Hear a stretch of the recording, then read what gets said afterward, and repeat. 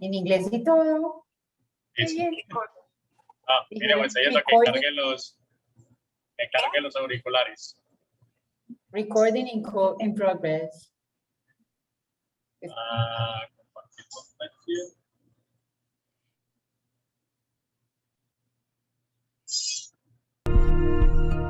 ¿Escuchan todos?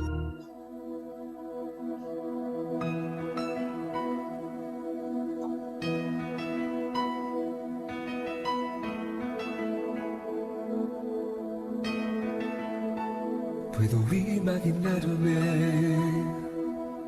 soñar cómo será al estar junto a ti. Puedo imaginarme lo que allí veré con tu rostro frente a mí. Puedo imaginarme.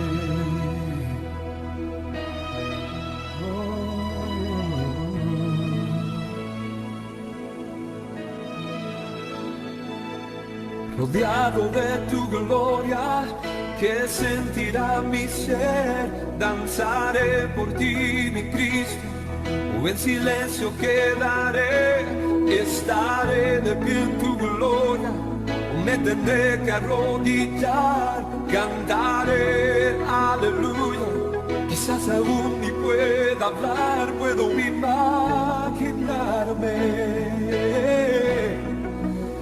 Solo imaginarme.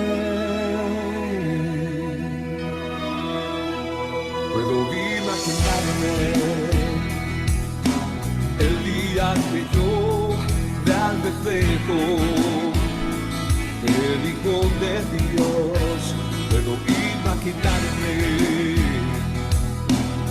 una eternidad para siempre. Solo adorar.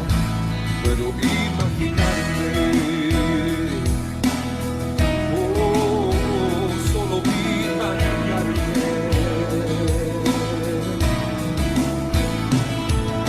rodeado de tu gloria, que sentirá mi ser, danzaré por ti, mi Cristo, o en silencio quedaré, estaré de pie en tu gloria, donde tendré que arrodillar, cantaré, aleluya, quizás aún ni pueda hablar, puedo imaginarme,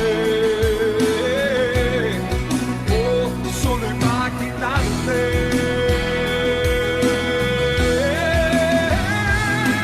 Rodeado de tu gloria, que sentirá mi ser, danzaré por ti, mi Cristo.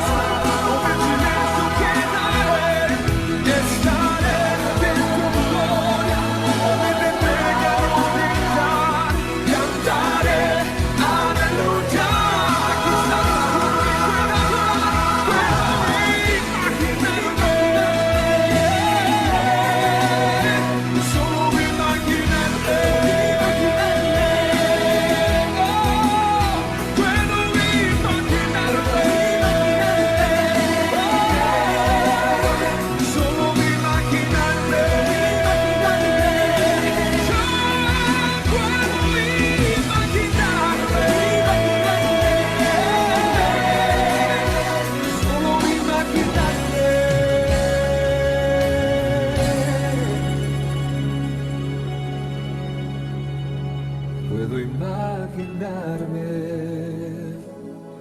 una eternidad con tu rostro frente a mí.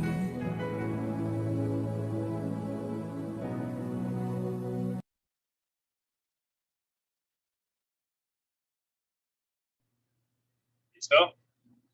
Después de la canción. Chévere, ¿no? El grupo se llama... Me la imaginé, pero otra vez la pone con letra a cantar. El grupo se llama Mercy Me y bueno, se lo recomiendo mucho a Janet, sobre todo que Janet sabe perfectamente inglés y es un grupo que canta canciones muy solemnes, muy chévere. Bueno, ¿qué decía la canción? ¿Cuál era el mensaje principal de esa canción que acaban de escuchar? Puedo imaginar. Voy a imaginarme, ¿cierto? Voy a imaginarme, ¿qué más decía? Al estar en la presencia del Señor, puedo imaginarme estar rodeado de tu gloria, puedo imaginarme, no sé cómo reaccionaré, si estar de pie ante tu presencia, o si me postraré, o si me arrodillaré, o si cantaré. O sea, él me está diciendo, yo no sé cómo voy a reaccionar cuando te vea a ti en todo tu esplendor, ¿cierto? Eso es lo que él le está diciendo. Obviamente la canción se llama I Can Only Imagine. Y hay una película referente a esa canción para que también se la vean. Muy bacán, muy chévere. Bien, y como vamos a tratar el libro de Apocalipsis, este libro nos invita principalmente a eso, a imaginarnos lo que nosotros estamos leyendo, imaginarnos lo que nosotros estamos escuchando, imaginarnos lo que nosotros estamos viendo a través de la lectura de este libro de Apocalipsis. ¿Cierto? Entonces, voy a compartir por acá al tiempo.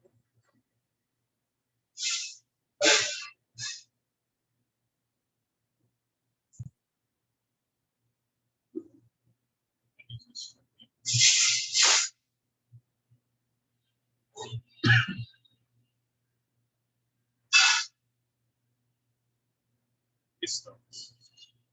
¿Están viendo todas? Entonces, Sí, sí. con lo que yo quiero empezar es Apocalipsis. ¿Realmente significa el fin del mundo?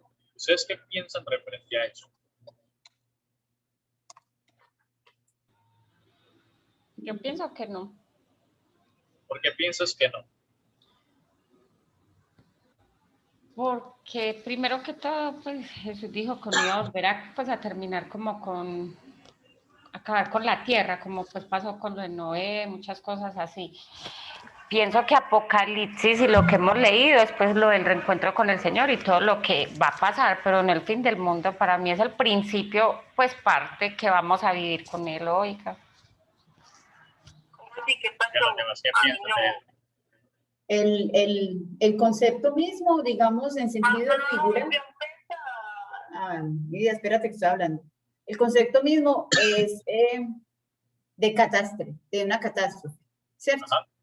Si uno mira el término de algo, creo que es cataclismo o algo terrible, pero también la palabra significa revelación. Profecía. Eso. Sí. Muy bien. ¿Qué piensa las Estefanías? ¿Qué piensan los demás? Parte de Janet y de Eugen. Yo digo que parte y parte, pues habla de cosas que de pronto ya pasaron, cosas que van a pasar, y habla de esa eternidad también que vamos a tener con Jesús, cómo va a ser ese proceso. Ok. Muy bien. Si uno, Fiverr, si uno relaciona la canción que tú pusiste, que es Imaginarme, y lo conecta con, pues yo no terminé de leer el libro, lo que ustedes pusieron de tarea, pero sí leí cositas. Entonces empieza uno como el Apocalipsis, son esas imágenes que se crean como símbolos para uno considerar que podría ser la vida eterna, ¿cierto? Ese cierre, ese fin. Sí, excelente, Janet. Eso es la idea del autor de Apocalipsis, es que a través de toda esa simbología, a través de toda esa revelación que nos está dando allí, nos invita a eso, a imaginarnos cómo serán todos esos acontecimientos, cómo serán todas esas cosas que están pasando y qué significa en sí todo eso, ¿cierto? Entonces, yo hago la primera pregunta referente a si Apocalipsis significa el fin del mundo. No es porque mucho del cristianismo, sobre todo en la parte del cristianismo de Hollywood, nos metieron una idea tremenda de que el Apocalipsis va a ser una catástrofe total y que el libro como tal muestra es más destrucción que otra cosa, y el libro, si ustedes lo leen, van a ir dando cuenta a medida de estas dos clases. Yo sé que es algo muy corto, pero que va a ser significativo para nuestras vidas. Es eso, que sí, hay destrucción, pero también va a haber una parte en donde, como decía Eulia, hay un inicio y hay una restauración de parte de Dios a través de su palabra y de todo lo que él prometió que iba va a hacer, ¿cierto? Obviamente la simbología es muy fuerte y para ello tenemos que tener ciertas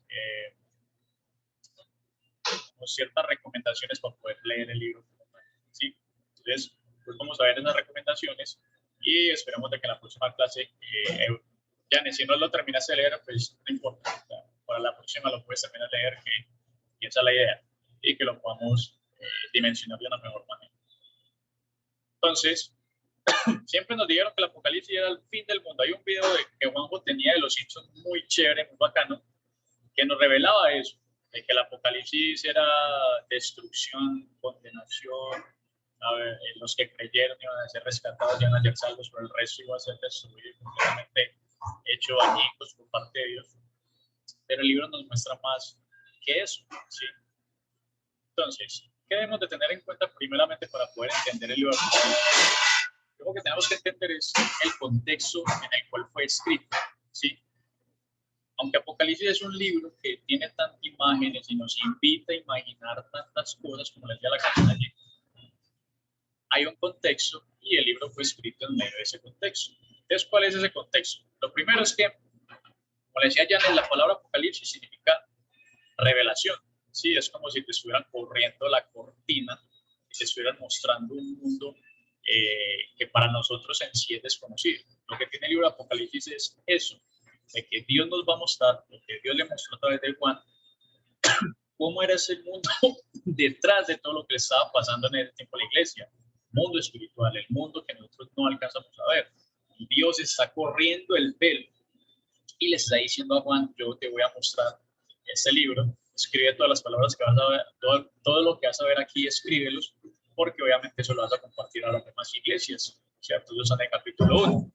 Primeramente, el libro de Apocalipsis es un libro que tiene una historia, obviamente es una profecía, es una revelación de parte de Dios, y esa palabra Apocalipsis hay que entenderla de la mejor manera. Me explico. No solamente el libro de Apocalipsis son las únicas revelaciones que Dios ha dado al ser humano, ¿sí? Por ejemplo, la palabra Apocalipsis también se da en la revelación que tuvo Pablo cuando Jesús se le presenta en forma de visión, como fue una visión, él dice, Saulo, ¿por qué me persigues? Esa parte, eso es un Apocalipsis.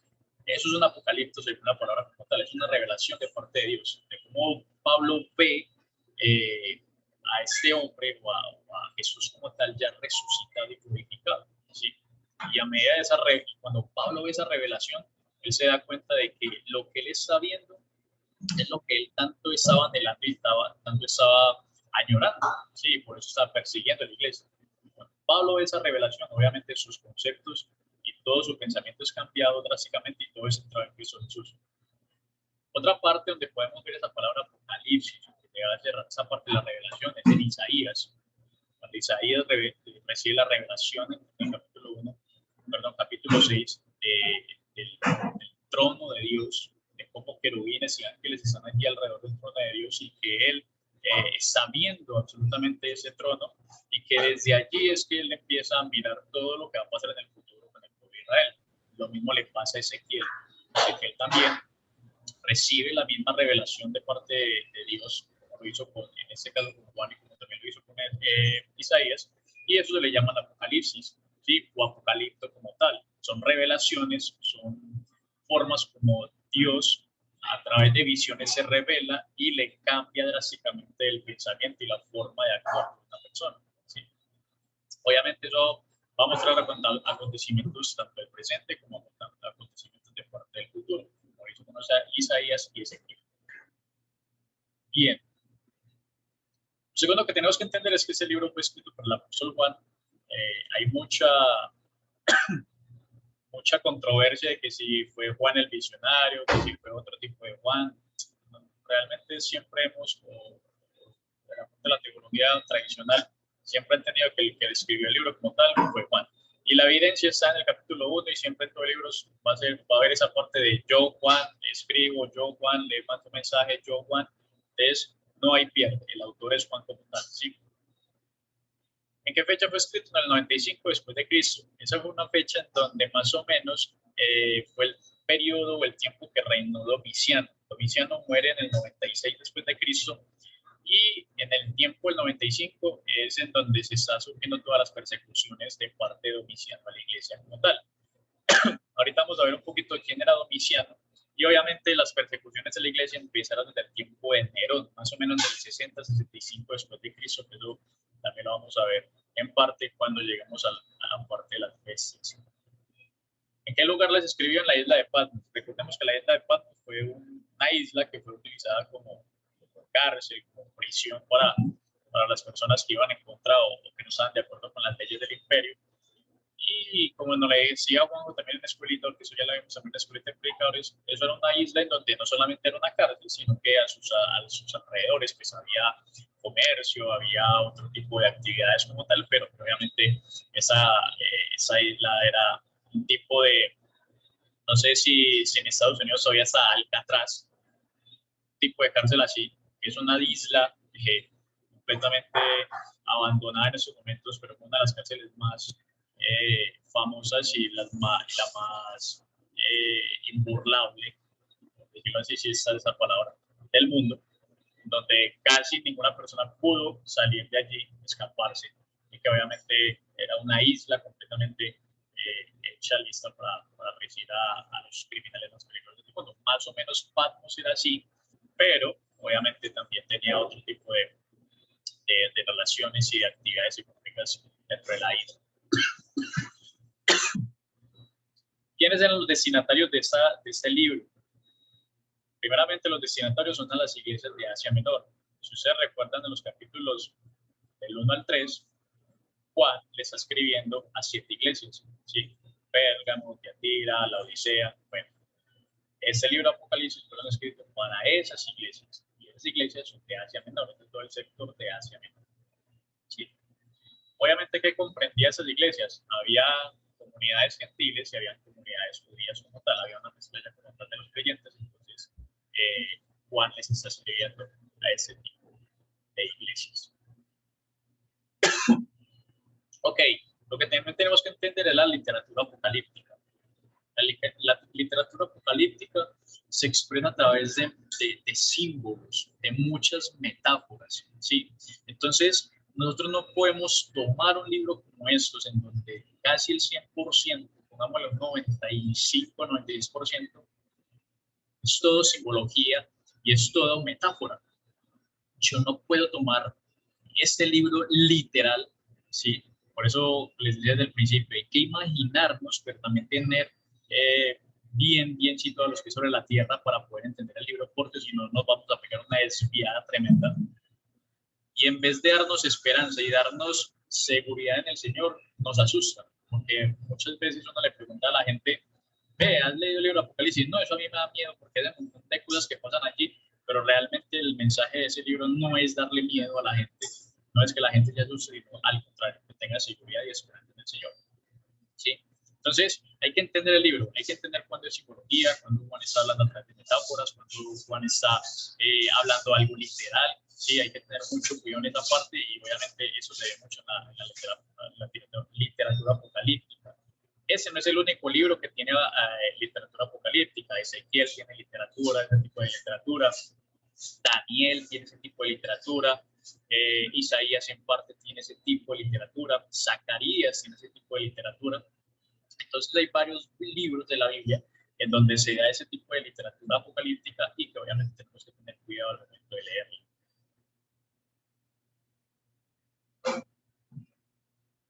Bien. ¿Cuál fue la ocasión y cuál fue el propósito del por qué esta carta o este libro como tal fue escrito? Pues bien, en el tiempo de... Perdón, literatura que... apocalíptica. La ocasión fue que en el tiempo de Juan, obviamente estaba gobernando todavía el Imperio Romano, en ese tiempo estaba gobernando Domiciano, ¿sí? Y lo que pasa es que en el tiempo antes de que gobernara Domiciano, estaba gobernando Nerón, y Nerón fue uno de los principales emperadores quien empezó a incentivar el culto al emperador. ¿Qué pasa? En el Imperio Romano solamente se le brindaban los cultos a los emperadores, pero a los emperadores que estaban muertos. ¿Sí? Cuando Por ejemplo, murió Vespasiano, cuando murió, no sé, Aurelio. Esos hombres los, podríamos decirlo, diosificaron, les crearon templos, ¿sí? En sus ciudades respectivas y obviamente se les vendía cualquier tipo de cultos. ¿Qué era el culto del emperador? Pues simplemente inclinarse, brindar ofrendas, obviamente tener orgías. Eso se da mucho en la parte del pensamiento grecorromano. Entonces, ese era el tipo del culto del emperador. ¿Qué pasa? Cuando Nerón asume el poder y se vuelve loco, este hombre empieza a obligar al imperio a que debían de rendirle el culto a él aún estando vivo, ¿sí? Porque él decía que él era el señor de señores, él era el dios de dioses. Y este pensamiento también lo asimiló Domiciano, aunque Domiciano cuando empezó su gobierno, este hombre le agradaba a los cristianos, él no odiaba a los cristianos, más familiares de él eran cristianos, ¿sí? Pero a medida que fue, obviamente, asumiendo el poder y tomando más poder el gobierno y toda esa vaina, este hombre también se vuelve desquiciado y obviamente empieza a perseguir a la iglesia. ¿Por qué la empieza a perseguir? Porque obviamente no querían rendir ningún culto al emperador. Ni siquiera en los días de cumpleaños en donde todo el imperio tenía que rendirle culto a ese emperador porque era su día especial, su día de cumpleaños. Pero los cristianos no hicieron absolutamente nada de eso. Debido a esto, ese hombre empieza a perseguir a la iglesia cristiana como tal y asesina, y es tanto fue su odio por esa iglesia que asesina a uno de sus familiares que no era su tío y su tía. Los asesina simplemente por ser cristianos. Y obviamente acá empieza la ocasión. O sea, la ocasión es que la iglesia está en medio de una persecución tremenda por parte del César. Y ese César era Domiciano. ¿Sí? Las cosas empeoran porque el cristianismo dentro del imperio anteriormente era una religión legal. Debido a que ellos no se quieren inclinar al César o rendirle culto al emperador como tal, como Dios, obviamente el emperador hace que esta religión, entre comillas, del cristianismo se vuelva ilegal y obviamente los quiere ajusticiar, los quiere en cierto sentido acabar, judicializar, porque obviamente es una religión ilegal y no deberían de estar rendiendo ningún tipo de culto. Entonces, eso es una ocasión. Obviamente, Juan escribe a los cristianos para que se animen en medio de la persecución y resistan la persecución hasta el momento en que Cristo venga y restablezca y dé justicia a todos sus hijos. ¿Sí? Entonces, vemos que esta es una de las principales ocasiones. Y obviamente el propósito de Juan es animar. En medio de esa persecución, en medio de tanto llanto, en medio de tanta violencia, en medio de tanta, obviamente, asesinato de los cristianos, Juan les está diciendo, por favor, resistan, sean fieles hasta el final porque ustedes van a recibir justicia de parte de Dios. Ese es el propósito del libro como tal. Dar esperanza y obviamente animar a la iglesia como tal que se debe recibir.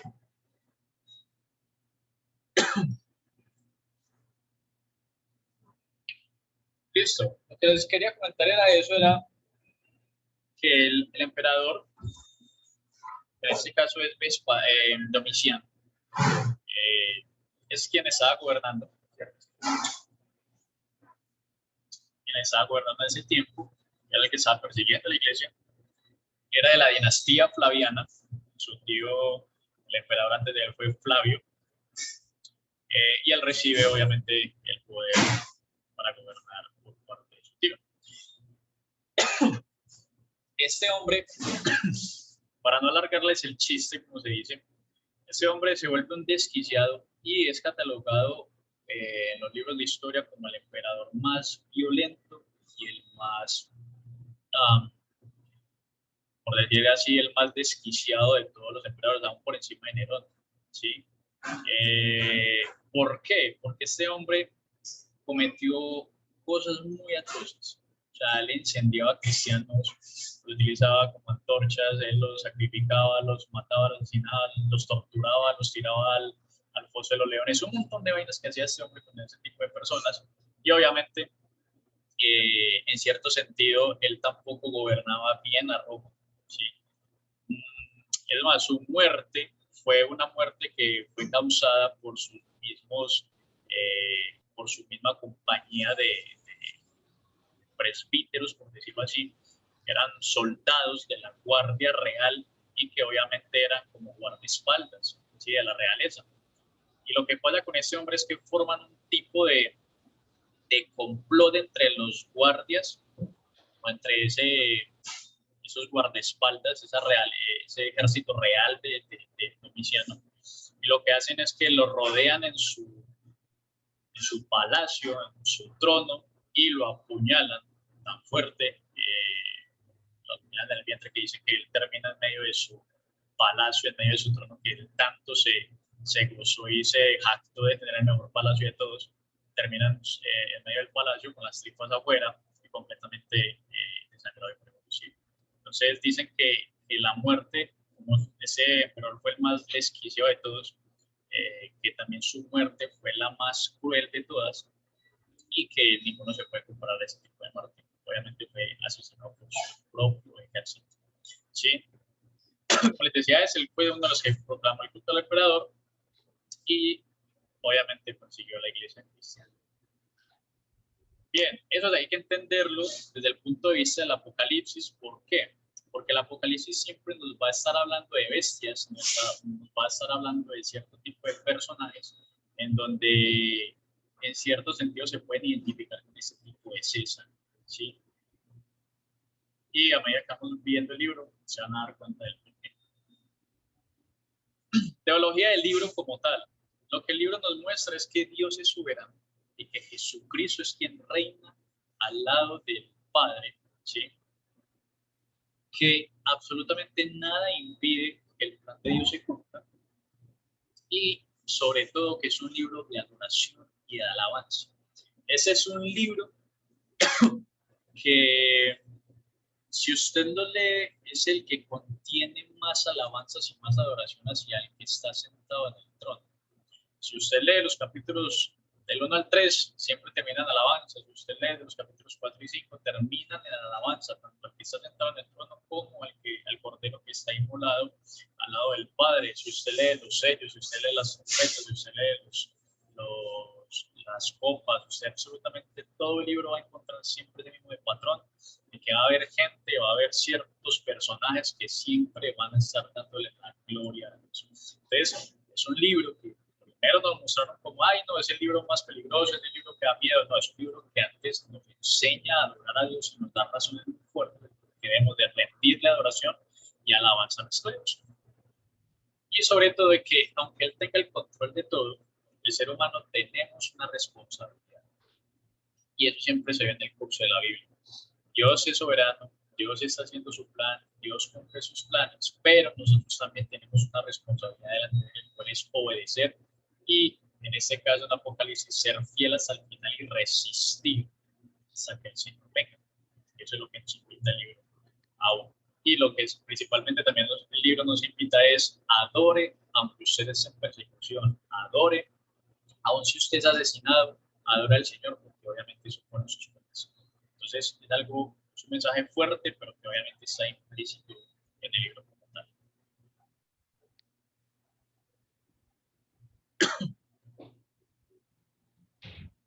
Listo. Doy algunas recomendaciones para poder leer el libro, ya en forma muy general. Lo primero es que debemos de entender el contexto histórico, que lo acabamos de ver, ¿cierto? Lo segundo es que no podemos dar una interpretación completa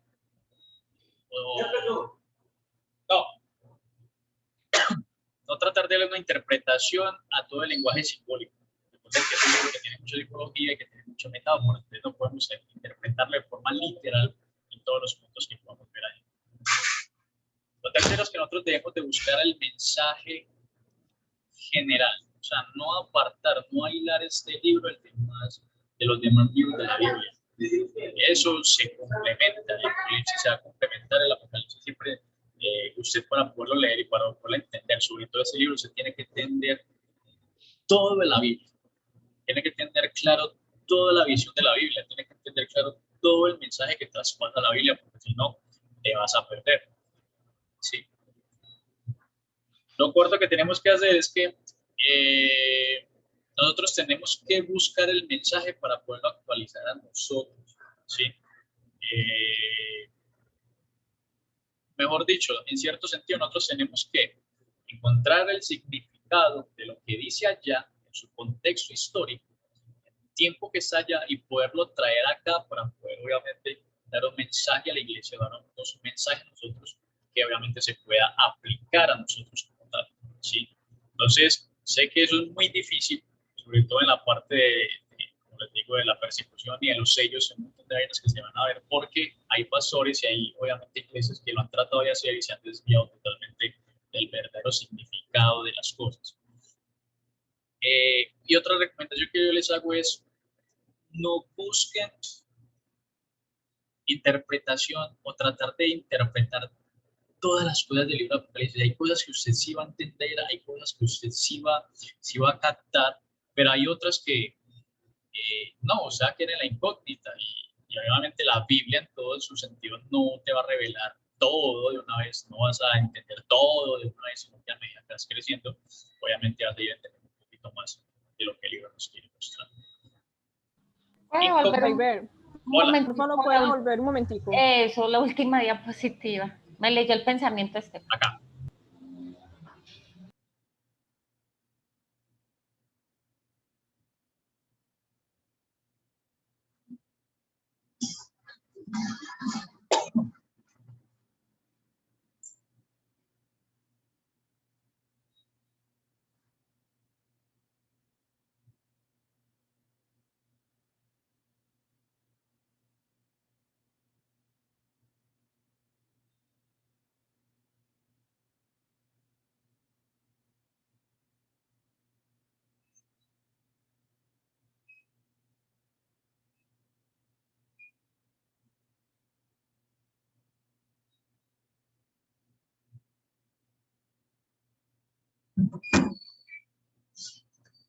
Ahí se encuentra.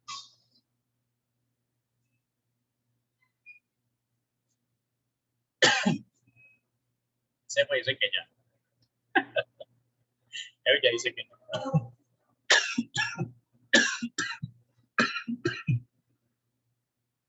Ay, mi agüita, mantenga agua ahí para que le ayude.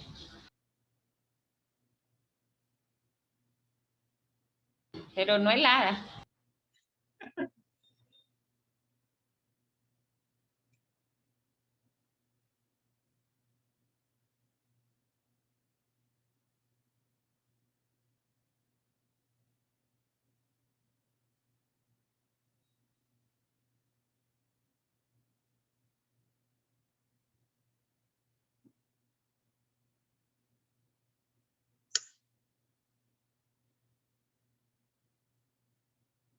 Listo. Bien. Ahora sí vamos a entrar como lo más complicadito del libro, y son las incógnitas que el libro nos genera.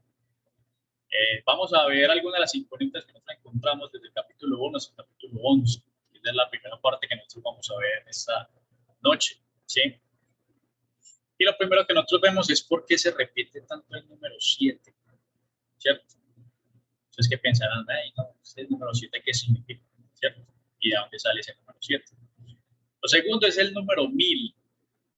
Se repite muchas veces, también dentro del libro, el número 1000 como tal. ¿Sí? Los 144.000, ¿quién es este grupo? ¿Quién es este tipo de gente? ¿Quiénes son los testigos de Jehová? Dicen que son ellos, son los discípulos elegidos. Los judaizantes en que son las 12 tribus de Israel como tal. Entonces vamos a ver bien en el contexto del libro que tienen los 144.000. Lo tercero son los candeleros, ¿sí? Candeleros dentro del libro. ¿Qué significa esa vaina? ¿Cómo así que candeleros? ¿Por qué el candelero? Son muy matices, ¿sí? Los otros son los sellos, ¿cierto? 7 sellos. Oye, Johnny, son los 7 sellos que nosotros vemos ahí, ¿cierto? Obviamente también vemos 7 cáliz, pero estas copas las vemos sobre todo en el capítulo 15 y 16. Entonces, olvídense de las copas por el momento. eso todavía no lo voy a explicar bien. Ese sí, las trompetas, ¿qué significan las trompetas? Porque son, que significan pues que es su simbología, porque como las son, ¿cierto?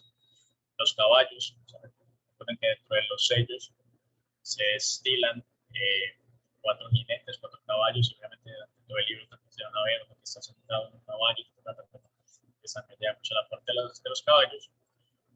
Otros son las mujeres, aunque esas mujeres aparecen en el capítulo 13 y en el capítulo 17 de Apocalipsis, estas todavía no las vamos a ver. Y esas son algunas de las incógnitas que nosotros podemos ver dentro del libro. Obviamente ese número tan controversial como el 666 y esa marca de la bestia que tanto nos saca de quicio y que tanto nos vuela la tapa del cerebro, ¿cierto? ¿Qué significa eso? ¿De dónde salió esa vaina? ¿Y por qué Juan lo toma acá? Y la otra son las bestias. Vemos una bestia que sale del mar, vemos otra bestia que sale de yo no sé dónde, y una bestia que nos ha dicho que el anticristo, y el otro que es un dragón, que es un tigre, ¿qué significa toda esa vaina? ¿Cierto? Entonces, son las grandes incógnitas del libro que obviamente vamos a ir tratando de resolver en medio de todo esto. Y lo último, obviamente, es el capítulo 20 de Apocalipsis, el más controversial de todos. También vamos a tocarlo, pero cuando lleguemos allá un poquito. Y obviamente tener claro qué significa todo eso. Listo. Entonces vamos a empezar con los sellos, las trompetas, y ya porque obviamente es la parte que queremos abarcar más. Si usted lee en el capítulo 1 al 3 de Apocalipsis, siempre nos va a hablar de las iglesias. Los mensajes de las iglesias, Odisea, Tiatira, Pérgamo, se me olvidó el nombre. Bueno, en total son 7 como tal. Y lo interesante de eso es que en el principio del libro, cuando estás leyendo el capítulo 2, lo van a leer ustedes, Dios o el que está hablando siempre va a representar a la iglesia como los candeleros. ¿Sí? La primera imagen que Dios muestra de sí mismo es aquel que tiene sobre su mano derecha las 7 estrellas y sobre su mano izquierda 7 candeleros, que representan las iglesias como tal. Y el mensaje diciéndole y envíale ese mensaje a las 7 iglesias, o a los 7 ángeles de las iglesias que están en Pérgamo, Tiatira, la Odisea, que están en Asia Menor. ¿Por qué la quitó Gabriel? ¿Cómo? Listo. Entonces, vemos primero ese mensaje. Algo que hay que mirar de ese mensaje a las 7 iglesias es que siempre hay algunas que están haciendo algo bueno, ¿sí? Hay otras que no lo están haciendo. Pero hay algo que el Señor siempre dice, pero tengo en contra tuyo esto. Pero tengo en contra tuyo eso. Tú te has esforzado demasiado, has sido fiel, no me has negado, pero tengo en contra tuyo esta vaina.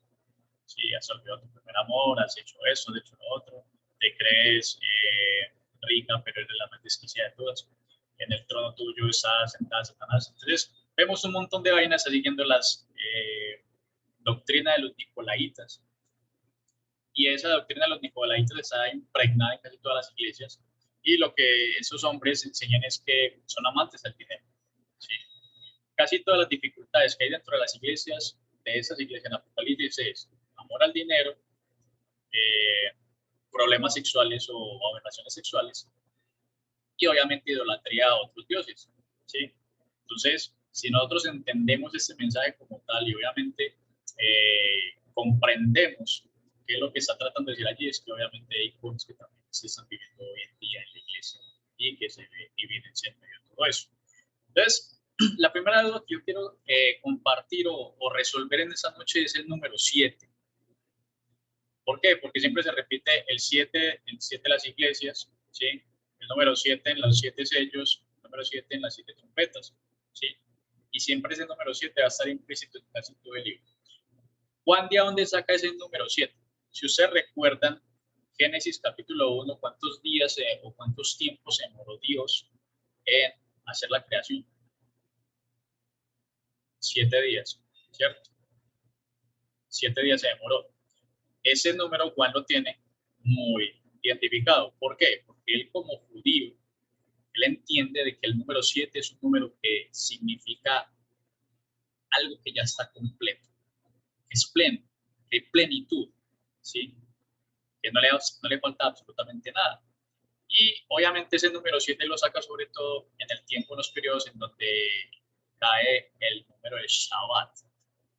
Sábado para los judíos. Es el séptimo día como tal, es el día del Señor y es el día completo. Entonces, ese número 7, Juan lo tiene tan implícito, lo tiene tan marcado dentro de su cultura judía que él nos está diciendo que cuando él está hablando de las 7 iglesias, nos está hablando de la plenitud de la iglesia completa del Señor. ¿Sí? Cuando él nos está hablando de 7 sellos, son de los juicios que Dios está dando, y cuando está hablando de 7 trompetas, son de juicios de Dios completos, completamente. Ya están hechos, es la justicia divina de parte del Señor, lo más justo, lo más pleno, lo más completo de parte del Señor que Él va a hacer. ¿Qué pasa con esos sellos, con las trompetas y con las copas también? Que esos sellos, esas trompetas y esas copas son juicios de Dios desde perspectivas diferentes. Y eso lo vamos a ver lentamente, aunque hoy por el tiempo, pues no sé si nos dará, pero vamos a tratar de abarcar un poquito eso. Entonces, lo que les quiero decir con eso es que, mis queridos pupilos, hay que entender esos sellos, esas trompetas y esas copas como esta muñeca rosa que se llama la matriusca. ¿La conocen? Es la muñequita que empieza grande y que tú sacas, la destapas, sacas otra más pequeña, así sucesivamente, ¿cierto? ¿A qué? La matriusca. Se autocontiene. Exacto. ¿Pero es Entonces, matriusca o matriusca? Matriusca. Oye, eso es en ruso. Si lo voy a traducir acá, imposible.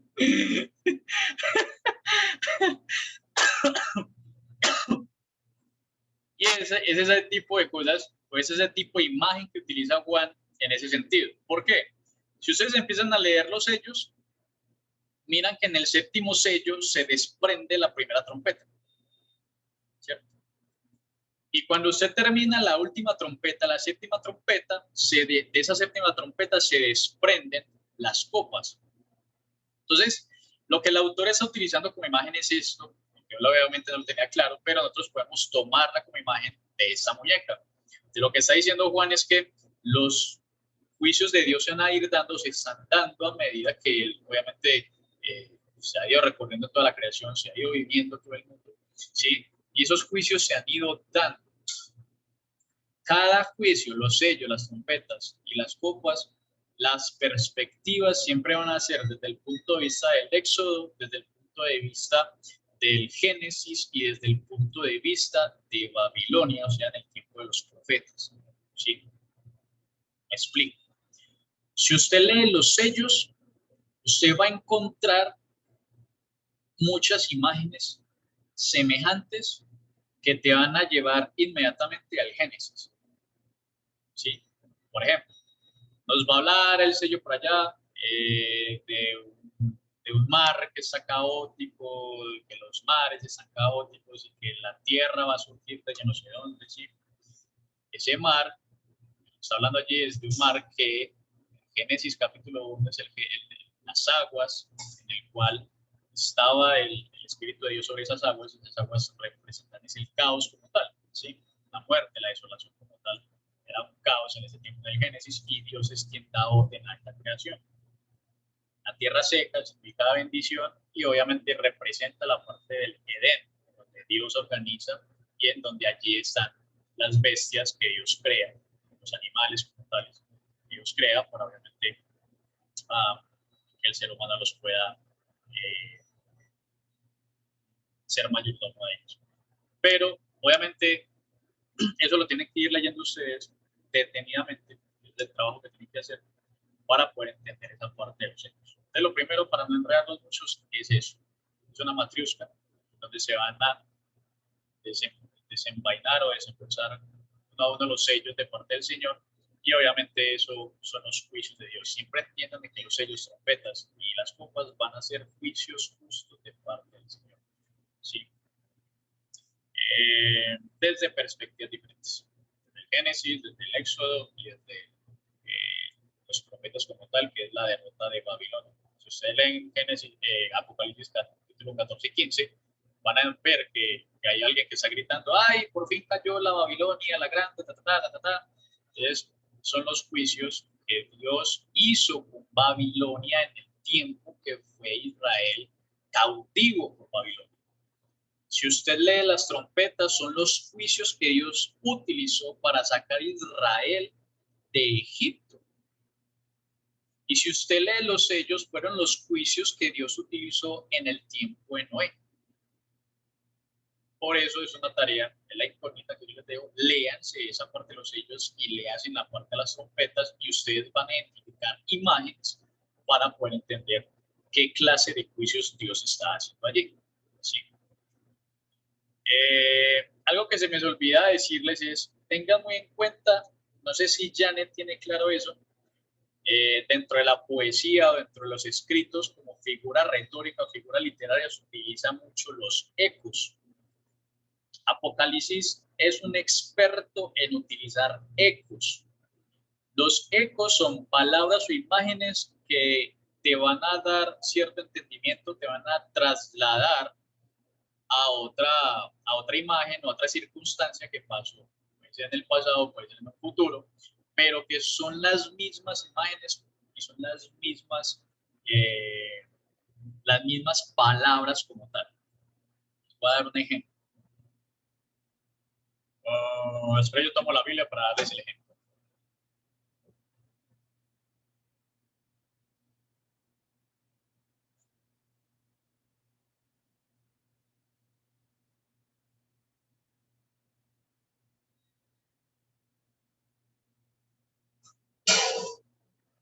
Porque eso es muy importante al momento de leer Apocalipsis. ¿Sí? Bueno. Miren un eco que yo les dije el día de la predicación de testigos con Juan el Bautista. Marcos utiliza una imagen de Juan el Bautista vestido de piel de camello, sus lomos, él tenía un cinturón, y que comía langostas y vivía en el desierto. Elías, que era el profeta del pasado, también vestía de la forma igual que Juan, mejor dicho, Juan el Bautista vestía similar a Elías. Y coincidencialmente, Juan el Bautista está parado al lado del río Jordán y está proclamando las buenas nuevas de Jesucristo, ¿sí? O bueno, del Mesías que va a venir. Similar imagen se ve en Primera de Reyes, capítulo 1, versículo 8, en donde Elías está parado con la misma vestimenta, piel de camello, cinturón, come langostas y un montón de vainas, y está parado al lado del río Jordán antes de ser desaparecido por parte del Señor. Eso es un eco. Si tú lees Juan el Bautista en Marcos, inmediatamente, si vos hayas leído Reyes o hayas escuchado la historia de Elías, vas a identificar a Juan el Bautista como Elías. Inmediatamente esa imagen te va a trasladar a Elías. ¿Sí? No te va a trasladar ni a Moisés, no te va a trasladar no sé, a otro profeta del Antiguo Testamento, sino que implícitamente te va a trasladar a Elías. Por ejemplo, Eliseo no vestía como Elías, ¿sí? De verdad que tenía el mando como él, pero no vestía igual que Elías. Y no se dio la misma imagen que se da con el Juan el Bautista, ¿cierto? Entonces, miremos que eso puede ser un eco. Y el otro eco se los voy a mostrar desde ya, desde el libro de Apocalipsis, y vamos a abrir Apocalipsis. Ya les voy a decir dónde.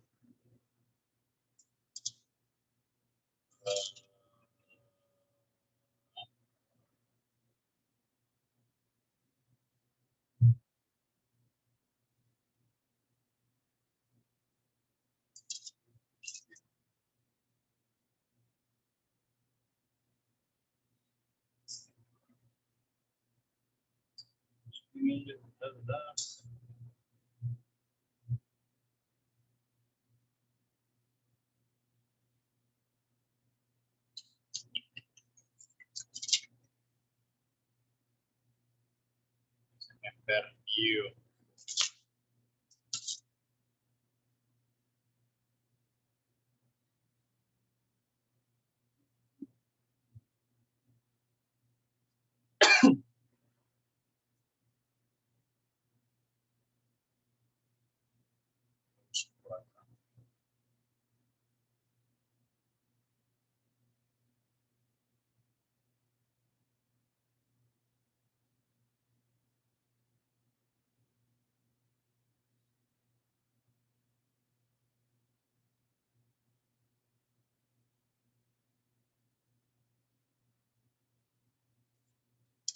Bueno, me voy a adelantar un poquito, pero les voy a mostrar ese eco. Apocalipsis 13, versículos 17. ¿Cuál? Perdón. Fai, Hola. deja ese porfa como incógnita, que es el que vamos a trabajar ahorita en el taller. Gracias. Ok. Qué pena. No, repítalo ya que no alcancé a notar. Díganme, muchachas, ¿qué dijo? Olvídalo. Olvídalo. Rebobina esa vaina. Bueno, entonces les voy a mostrar, por ejemplo, esta imagen de Apocalipsis de acerca de Jesucristo. ¿Sí? Apocalipsis capítulo 1.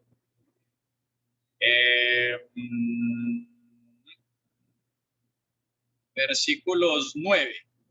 ¿Sí? Vamos a leer desde ahí. Quiero que le presten atención a la imagen que Juan, obviamente, va a describir de cómo es ese Jesús que él ve, ¿cierto? Dice, yo Juan, vuestro hermano y copartícipe vuestra en la tribulación, en el reino de la paciencia de Jesucristo, estaba en la isla de Patmos por causa de la palabra de Dios y el testimonio de Jesucristo. Yo estaba en el Espíritu en el día del Señor y oía tras de mí una gran voz como de trompeta que decía, yo soy el Alfa y el Omega, el primero y el último. Escribe en un libro lo que es y envíalo a las 7 iglesias que están en Asia, en Éfeso, Esmirna, Pérgamo, Tiatira, Sardis, Filadelfia y Laodicea. Y me volví para ver la voz que hablaba conmigo y vuelto vi 7 candeleros de oro. Y en medio de los 7 candeleros a uno semejante al Hijo del Hombre, vestido de una ropa que llegaba hasta los pies y ceñido por el pecho con un cinto de oro. Su cabeza y sus cabellos eran blancos como blanca lana, como nieve, sus ojos como llama de fuego, y sus pies semejantes al bronce bruñido, refulgente como en un horno, y su voz como estruendo de muchas aguas. Tenía en su diestra 7 estrellas, de su boca salía una espada de agua de 2 filos, y su rostro era como el sol cuando resplandece en su fuerza. ¿Qué imagen se le viene cuando Juan está describiendo allí a Jesús?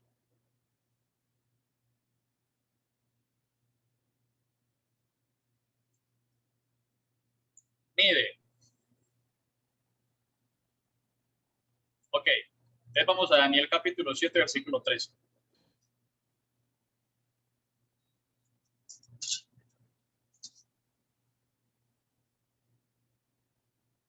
¿Daniel qué?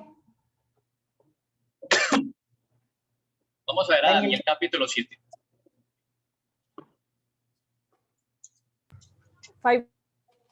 ¿Daniel qué? Daniel 7, 13.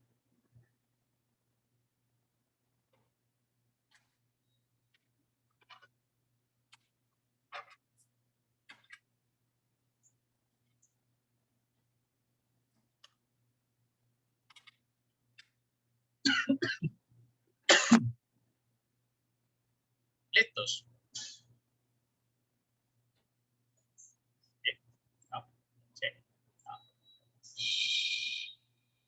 Ya.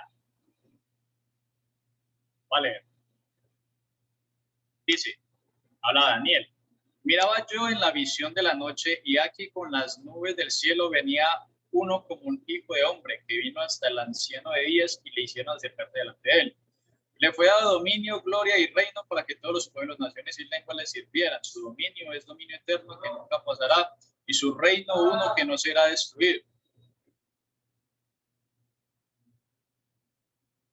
Hasta ahí.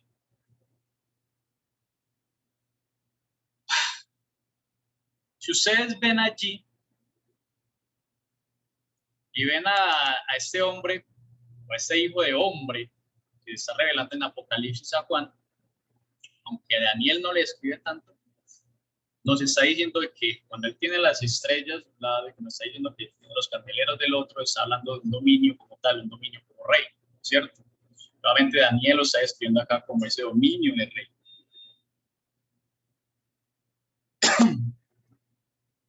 Ahora, si ustedes ven ese anciano de días, en los versículos 9 del mismo capítulo 7, nos va a dar más o menos una descripción de cómo ese era ese anciano de días que está hablando Daniel.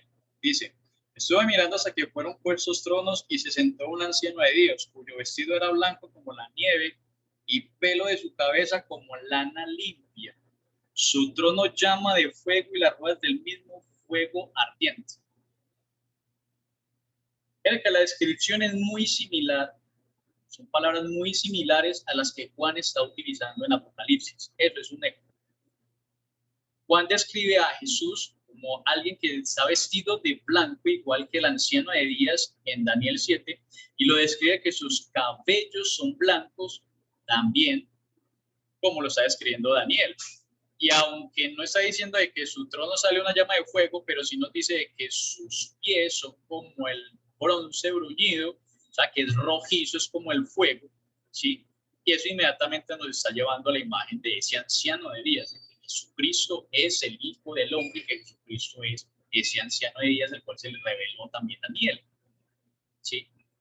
Eso es un eco para poder empezar. Les voy a mostrar otro. Lástima que Juanjo no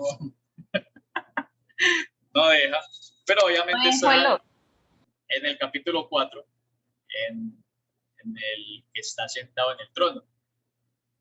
Entonces, vamos a leer desde el versículo 4. Y alrededor del trono había 24 tronos, y vi sentados en los tronos 24 ancianos vestidos de ropas blancas con coronas de oro, Y delante del trono había como un mar de vidrio semejante al cristal, y junto al trono y alrededor del trono 4 seres vivientes llenos de ojos delante y detrás. El primer ser viviente era semejante a un león, el segundo era semejante a un becerro, el tercero era semejante a un rostro como de hombre, y el cuarto era semejante a un águila volante. Los 4 seres vivientes tenían cada uno 6 alas y alrededor del trono. Si ustedes ven esa imagen, que nos está describiendo los 4 seres vivientes y cómo es el trono de Dios, es la misma imagen que utiliza Ezequiel en el capítulo 1, versículos del 5 al 10.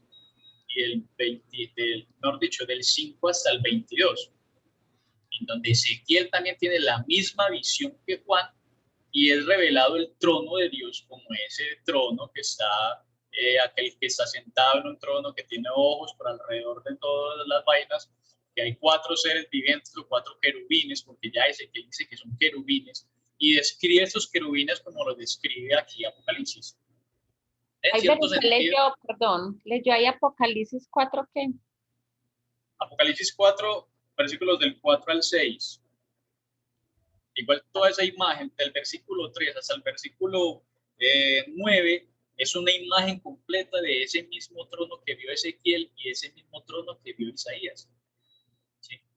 Entonces, lo que está tratando de revelar aquí Apocalipsis con Juan es que ese eco o esa imagen de ese trono sigue siendo el mismo Dios de siempre, sigue siendo el mismo Dios que se le reveló a estos profetas, y que Juan en cierto sentido está recibiendo esa revelación de Dios, lo está invistiendo como profeta, porque él le está diciéndole: escribe y vas a ir a predicar lo que estás viendo en medio de toda esa visión. Y obviamente nosotros, al ver también esas imágenes, esa simbología, Dios nos está revistiendo como profetas y nos está diciendo: ya que tú estás viendo todas esas imágenes y ya que tú estás conociendo cómo es mi trono y se te está revelando cómo son las cosas misteriosas y ocultas que el ser humano ordinario no puede ver, ahora ve y predica. En pocas palabras, si nosotros vamos a leer el libro Apocalipsis, el miedo terrible que nos debe dar es que nosotros estamos viendo el telón o lo que está detrás de ese telón, y al revelar ese telón, estamos en el mismo contexto de Ezequiel y de Isaías, en donde Dios está diciendo: ¿y quién va a ir a predicar la buena noticia?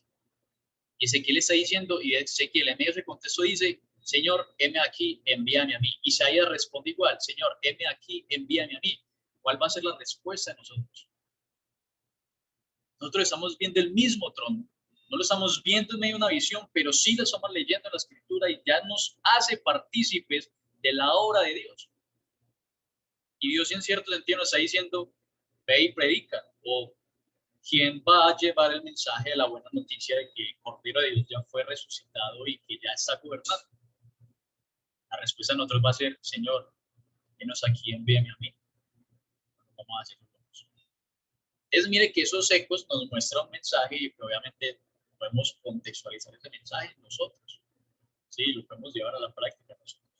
Entonces, es muy importante esos ecos en Apocalipsis, y obviamente tener en cuenta esas imágenes para poder entender el libro como tal. No sé si hasta acá tengan preguntas, dudas, inquietudes.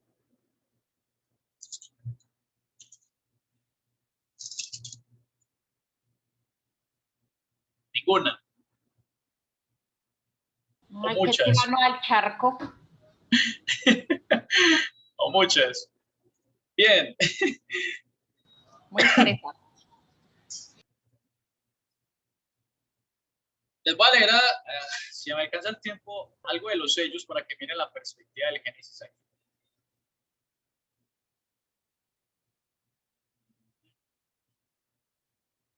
El sello,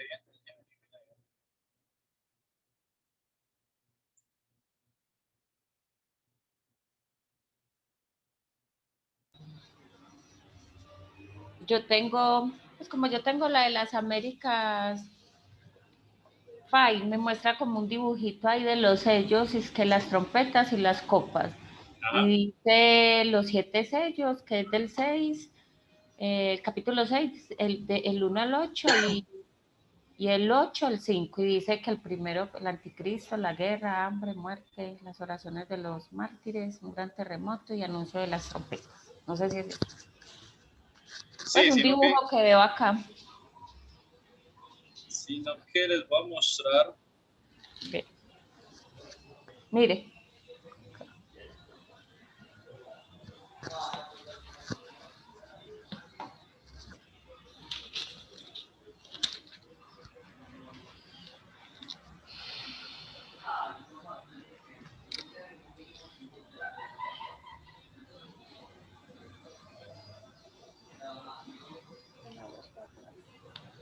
Bueno, los sellos no se ve tanto la parte del Génesis o del Éxodo, se ve más en las trompetas. En los sellos lo que nos muestra son los 4 jinetes del Apocalipsis. Y que obviamente esos jinetes tienen una revelación o tienen una interpretación desde el libro de Zacarías. Pero no los quiero enredar tanto con esa parte. ¿Por qué, mis hermanos? Porque algo que quiero retarlos también en esta noche es para poder entender el libro de Apocalipsis, y no es porque Dios lo haya puesto de último en toda la Biblia, no fue algo al azar, no fue porque se le dio la gana, no. Es porque para yo poder entender el libro de Apocalipsis, como les dije desde el principio, yo tengo que tener un conocimiento previo de casi todas las escrituras. Si yo no tengo un previo conocimiento, o sin haber leído tan siquiera el Antiguo Testamento completo, yo no voy a poder interpretar y yo no voy a poder conocer la simbología, no voy a poder entender lo que este libro me está revelando. Porque mucha de la simbología y muchas de las cosas que utiliza Juan aquí son simbologías hebreas. Y esas simbologías hebreas se deslumbran o se vislumbran en el Antiguo Testamento. Entonces, por ejemplo, acá esos sellos habla de unos jinetes, habla de unos caballos. Y si tú vas al libro de Zacarías, vas a encontrar una misma imagen de unos caballos que implicaban el salir a la guerra, que implicaban destrucción y que implicaban mortandad y peces y un montón de vainas, que obviamente el libro de Apocalipsis acá nos toma como tal. ¿Sí? Entonces, algo que hay que entender en esa parte es eso, de que yo debo tener un conocimiento previo del Antiguo Testamento para poder conocer la simbología. Toda la simbología que hay acá en Apocalipsis, absolutamente toda se revela a través de las mismas escrituras. Toda. Las bestias, los sellos, los cáliz, el candelero, absolutamente todo se revela a través de la misma escritura del Antiguo Testamento. Eso hay que entenderlo, ¿sí? Hay que tener como base ese previo conocimiento. Si no, estamos, pero llevados, que no vamos a entender muchas de las cosas que Apocalipsis está hablando. Por ejemplo, los 144.000 sellados, que es una incógnita que se nos da mucho y que obviamente nosotros decimos, ¿quiénes son? ¿Quiénes son esos 144.000? Apocalipsis nos dice, o Juan nos dice, que los 144.000 son las 12.000 personas de cada tribu de Israel. Son 12 tribus, ¿sí? Son 12 tribus por 12.000, entonces 144.000 da el resultado como tal. Pero ¿qué pasa? Hay algo que hay que tener en cuenta, es el número 1000, que en el contexto hebreo y en el contexto griego letras y números, o mejor dicho, a veces las letras representan números y dan un significado, o los números representan letras y también dan su significado. En ese caso, el número 1000 representa un tiempo indeterminado, un número incalculable, que no tiene un principio, no tiene un final, ¿sí? Es algo infinito, ¿sí? Y el hebreo entiende esa vaina, y obviamente Juan entendía eso. ¿A qué quiero llegar con eso? Que esos 144.000 que son de la tribu de Simeón, que son de la tribu de no sé quién, de la tribu de Benjamín, de la tribu de José, de la tribu de todo eso, lo que está diciendo es que en medio de los juicios de Dios, esos 144.000 sellados van a tener un sello en su frente y en su mano. Eso es otra imagen que se da en el Antiguo Testamento. Aquellos que tengan ese sello en su frente y en su mano de parte del Señor y que sean vestidos con vestiduras blancas, serán parte de esos 144.000. Los testigos de Jehová creen que son ellos. Siempre han tenido ese concepto de que son 144.000 personas las que van a ser salvas nada más. Los judíos piensan que son ellos porque obviamente están representados a través de las tribus de Israel, pero Juan nos está diciendo no. Si tú entiendes el número 1000 como un número ilimitado y si entiendes que las 12 tribus de Israel a través de la historia del Antiguo Testamento se redujeron, o mejor dicho, se unificaron como una sola, que es la cual es la iglesia, ¿sí? Donde somos tú y yo. Entonces vas a entender que esos 144.000 que están en medio de todos esos juicios y que están en medio de esa persecución y que están en medio de todo ese caos que va a haber, es la iglesia. Los 144.000 ni son los judíos solamente, ni son los testigos de Jehová, los 144.000 es la iglesia, es el número incalculable de personas que creen en Jesucristo. Porque está ese número 1000 que es un número infinito y obviamente están las 12 tribus de Judá que representa a Israel. Pero que ya la casa de Israel no es como tal el único pueblo que va a ser salvo, sino que es la iglesia en general, aquellos que crean en Jesucristo. Entonces, vemos que si yo entiendo y tengo conceptos un poquito claros del Antiguo Testamento, soy capaz de entender lo que Juan está diciendo acá a través de ese texto de los 144.000 sellados. Es más, después continúa su historia con la multitud vestida de ropas blancas. Y sigue siendo la misma iglesia siendo salva. ¿Sí? Entonces, hay que entender, hay que leer y hay que, obviamente, escudriñar un poquito más porque es un libro que obviamente va a traer muchas dificultades si no entendemos esa parte del Antiguo Testamento. Juan, no sé si vas a empezar la parte del taller. Vuelvo y le repito, mis hermanos, sí. Hay muchas cosas que abarcar y es muy poquito tiempo. Por eso la invitación es, léase en el libro completito, estúdielo bastante. Si es capaz de dividirlo, excelente. Usted mismo divídalo. Aquí son los sellos, aquí son las trompetas, aquí es esta vaina, aquí es la otra. Si tiene preguntas que le genera el libro, escríbalas.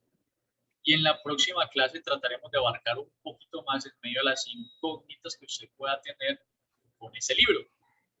Porque yo sé que son muchísimas. Hoy solamente abarcamos 2 incógnitas, que fue los 144.000 y obviamente esa parte de los sellos y cómo Dios se revela a través de otras imágenes. Y los ecos como tal. Y obviamente las recomendaciones para poder leer. Pero ya con el taller que Juanjo nos va a compartir, obviamente creo que vamos a entender más esta parte del libro de Apocalipsis. Juanjo, todos. Así es, muchísimas gracias, Fay, por todo esto. Antes de comenzar con el taller, puntos o aspectos a recalcar importantísimos, Fiverr ya los ha mencionado anteriormente. El primero es, recordemos que el libro de Apocalipsis fue escrito para las 7 iglesias. Eso es fundamental, la forma en que lo escribe, ¿sí? Que fue a través de simbología. Fiverr decía, la simbología que utiliza Juan no es con la intención de confundir absolutamente a nadie. Antes, al contrario, es un mensaje muy claro. Las 7 iglesias entienden el lenguaje que está utilizando Pablo a la perfección. ¿Sí? Ellos nos están preguntando como nosotros, ay, ¿qué quiere decir esto? Ay, ¿por qué menciona las...? O sea, cuando esa carta llega a su iglesia, ellos no están ahí intentando interpretar, ay, entonces esto quiere decir esto, esto, aquello, ¿y por qué los sellos? ¿Y por qué es cierto? No, ellos entienden el mensaje a la perfección. ¿Y por qué lo entienden a la perfección? Porque ellos conocen toda la palabra, lo que se ha escrito de la Torá y de la Biblia hasta el momento. Entonces ellos entienden perfectamente qué quiere decir los sellos, qué quiere decir las trompetas, ¿cierto? Ahora, al hoy a nosotros se nos es muy complicado entenderlo por lo que decía Fiverr. Si no tenemos un panorama amplio del Antiguo Testamento, no lo vamos a entender, ¿cierto? Y como el 99% de la población no tenemos esa panorámica o no tenemos esa lectura secuencial y consciente del Antiguo Testamento, cuando llegamos al Apocalipsis, ¿cierto? Mejor dicho, nunca hemos leído la Biblia y cogemos Apocalipsis. Dice, ¿cierto? Obviamente nos vamos a enloquecer leyendo eso. Por eso decían que era un libro que enloquecía. Claro, ¿usted cómo va a entender algo si usted no entiende, si usted no entiende de dónde viene eso, el principio de la historia y la secuencia, ¿sí? Entonces, por eso es que muchas veces decimos, no, ese libro es súper complicado, hay mucha simbología, pero es por eso, ¿sí? Pero es un libro, como decía Fiverr, absolutamente toda la simbología y las imágenes que presenta Juan en Apocalipsis, todas ya están reveladas en la palabra. No hay nada ni que inventar, no hay nada ni que decir adicional, ¿sí? Todo está plasmado en toda la panorámica bíblica, el significado de cada uno de los símbolos que vemos allí. Hoy, pues ya por intentar hacer la lectura de un pasaje donde hay dos símbolos, donde hay una simbología, y van y con base a lo que Osvaldo, Jaime, perdón, nos dijo, vamos a intentar entonces interpretar esas imágenes. Ahora, antes de hacerlo, quiero preguntarles, ¿qué piensan ustedes sobre la marca de la bestia? ¿Sí? ¿Cuál es la marca de la bestia? Que le pondrá una marca en la frente y en la mano derecha. He escuchado muchísimos que dicen que el coronavirus o la vacuna el chip de la bestia, ¿cierto? ¿Qué dicen ustedes? ¿Piensan que ese es el chip de la bestia? Cuéntenme por favor sus opiniones de qué saben ustedes de eso. Todos, porfa. No, uno escucha pues muchas cosas sobre eso, pero no Pero, dicen también, pues ¿qué antes pensás vos? escuchaba uno que la marca era los 36 o los 37, no me confundí en el número, y que Sí, esa era la pero ¿para vos marca. qué es? ¿Para vos qué es la marca de la bestia? No, pues es como que deben ser lo que, o señalar cuál es, no sé, no tengo ni No idea. sabes qué es la marca, no importa. Listo. Antes has escuchado que es el número 666, ¿cierto? O Que va en la frente 777, estoy y en la mano confundida entre derecha. los dos. Janet, La bestia no es cuéntanos. el diablo. Bueno, vamos a mirar a ver si es el diario. Tú dices que la ves y la marca. ¿Y qué es la marca para ti? La marca, yo me imagino que es como digamos, esas cosas de barras con las que se leen los productos, digamos. Un código de barras. Sí, como un código de barras que van a tener algunos. O sea, el Que, chip.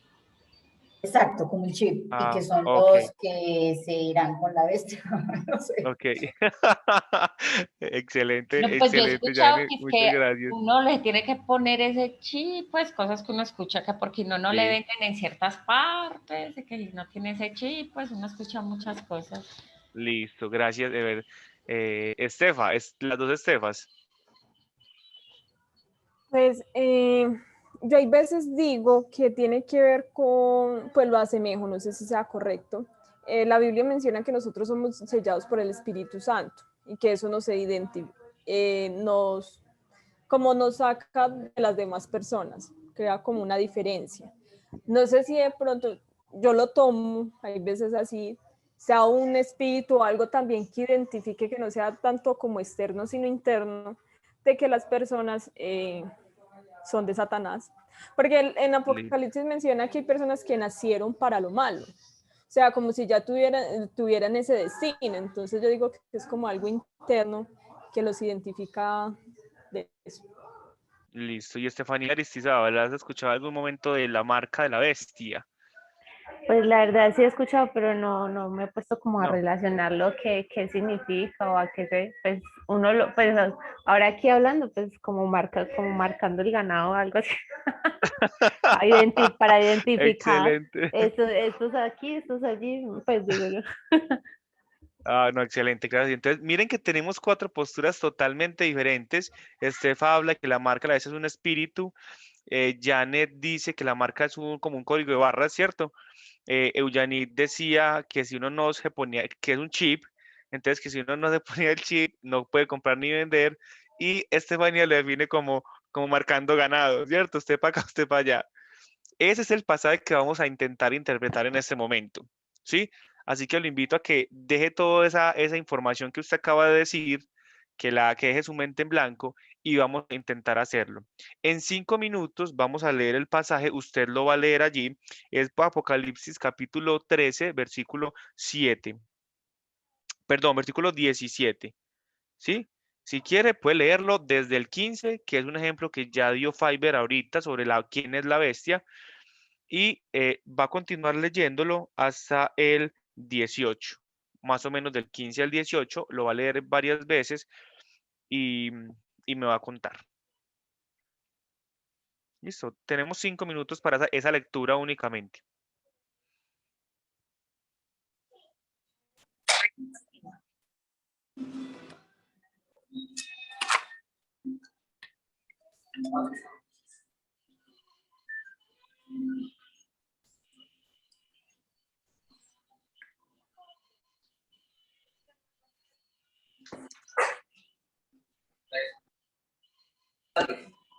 No, es que se me escapó. No, no la apagué.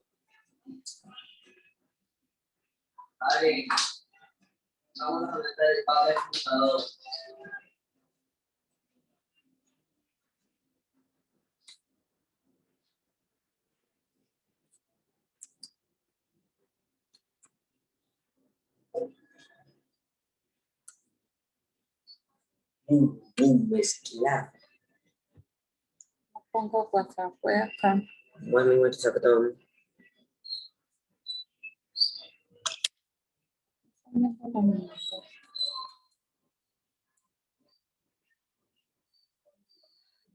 Pongo acá en WhatsApp. Tiene que buscarlo. Pero es acá. Sí.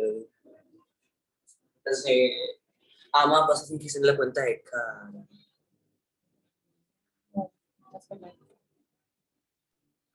Oye, apaga el micro, porfa.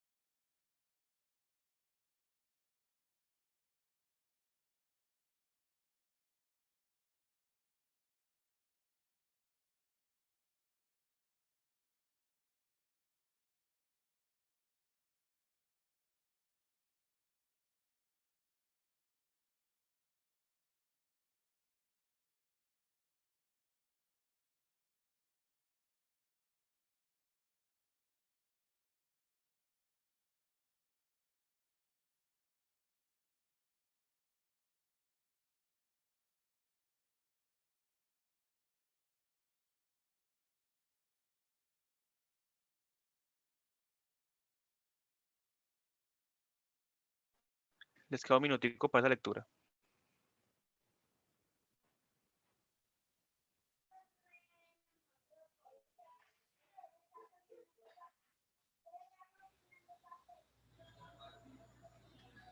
Juanjo, ¿qué estamos haciendo? Es que se me salió.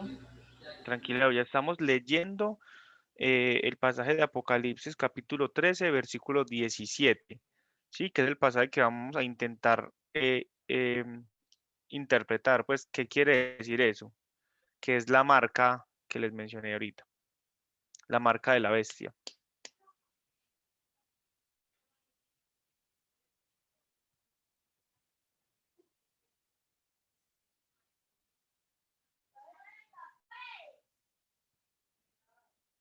Listo.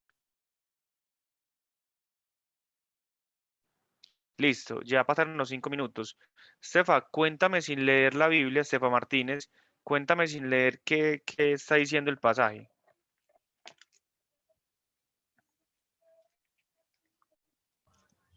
Bueno, que acá dice que un monstruo dio como la autoridad a la bestia para que pudiera hablar y obligar a las personas a que la adoraran, y si no la adoraban, pues que lo mataran.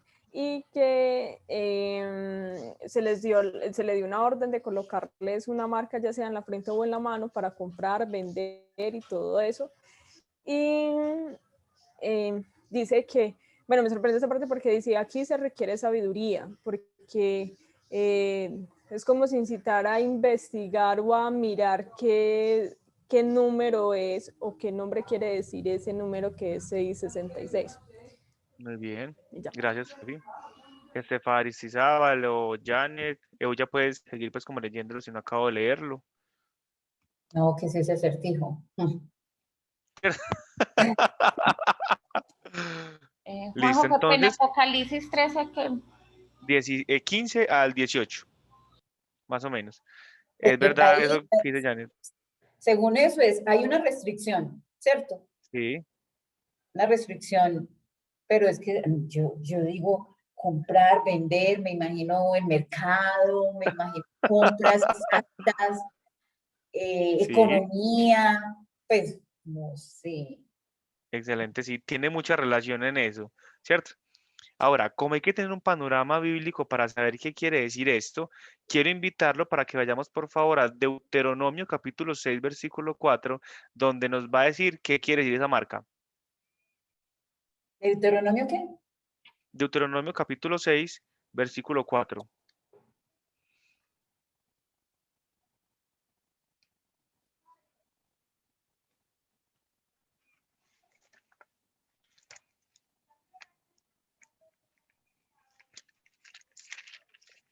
¿Cómo así? Esa es la respuesta. Y es, Eco, eco, eco. exactamente, esa es la respuesta que nos da Juan ante lo que quiere decir.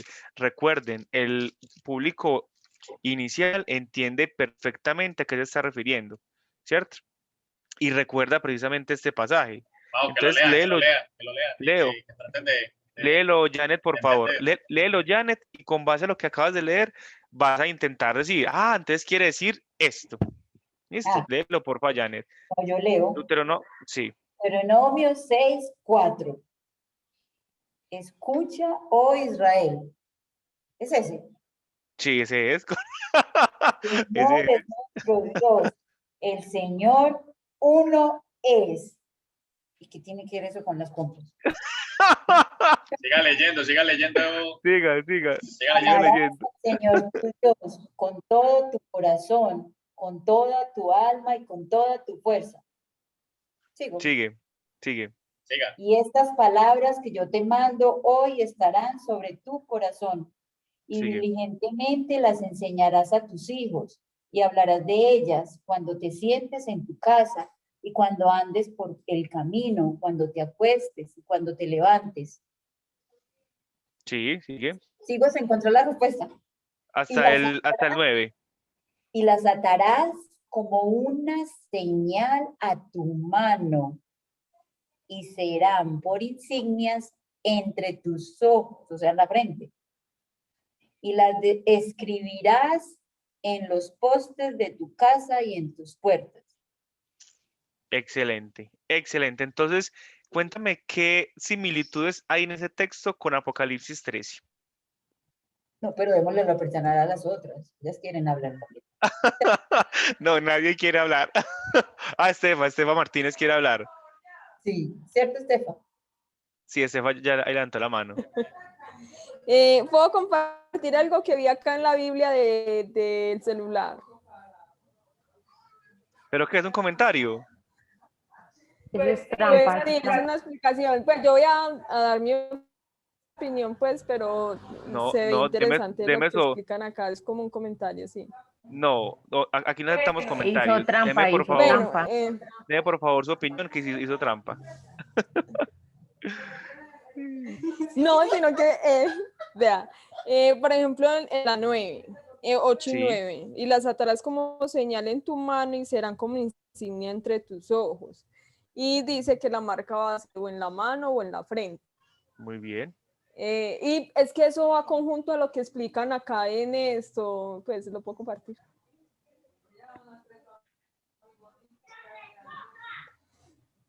Téngalo ahí, a ver si los otros ven, porque ya Sí, no. si hablas eso, ya revelas todo, creo. Porque es un Entonces, comentario. entonces Estefanía encontró una similitud que aquí dice de que la mano y la frente, ¿cierto? En los dos pasajes habla de la mano y de la frente, ¿cierto? De ¿Alguien más colocar una encontró señal. Marca, una señal? señal. Exacto, Marca sí, con señal. muy bien. Entonces, bueno, Euya, si de pronto encontró algo, Estefa Aristizábal, alguna otra similitud en los dos pasajes.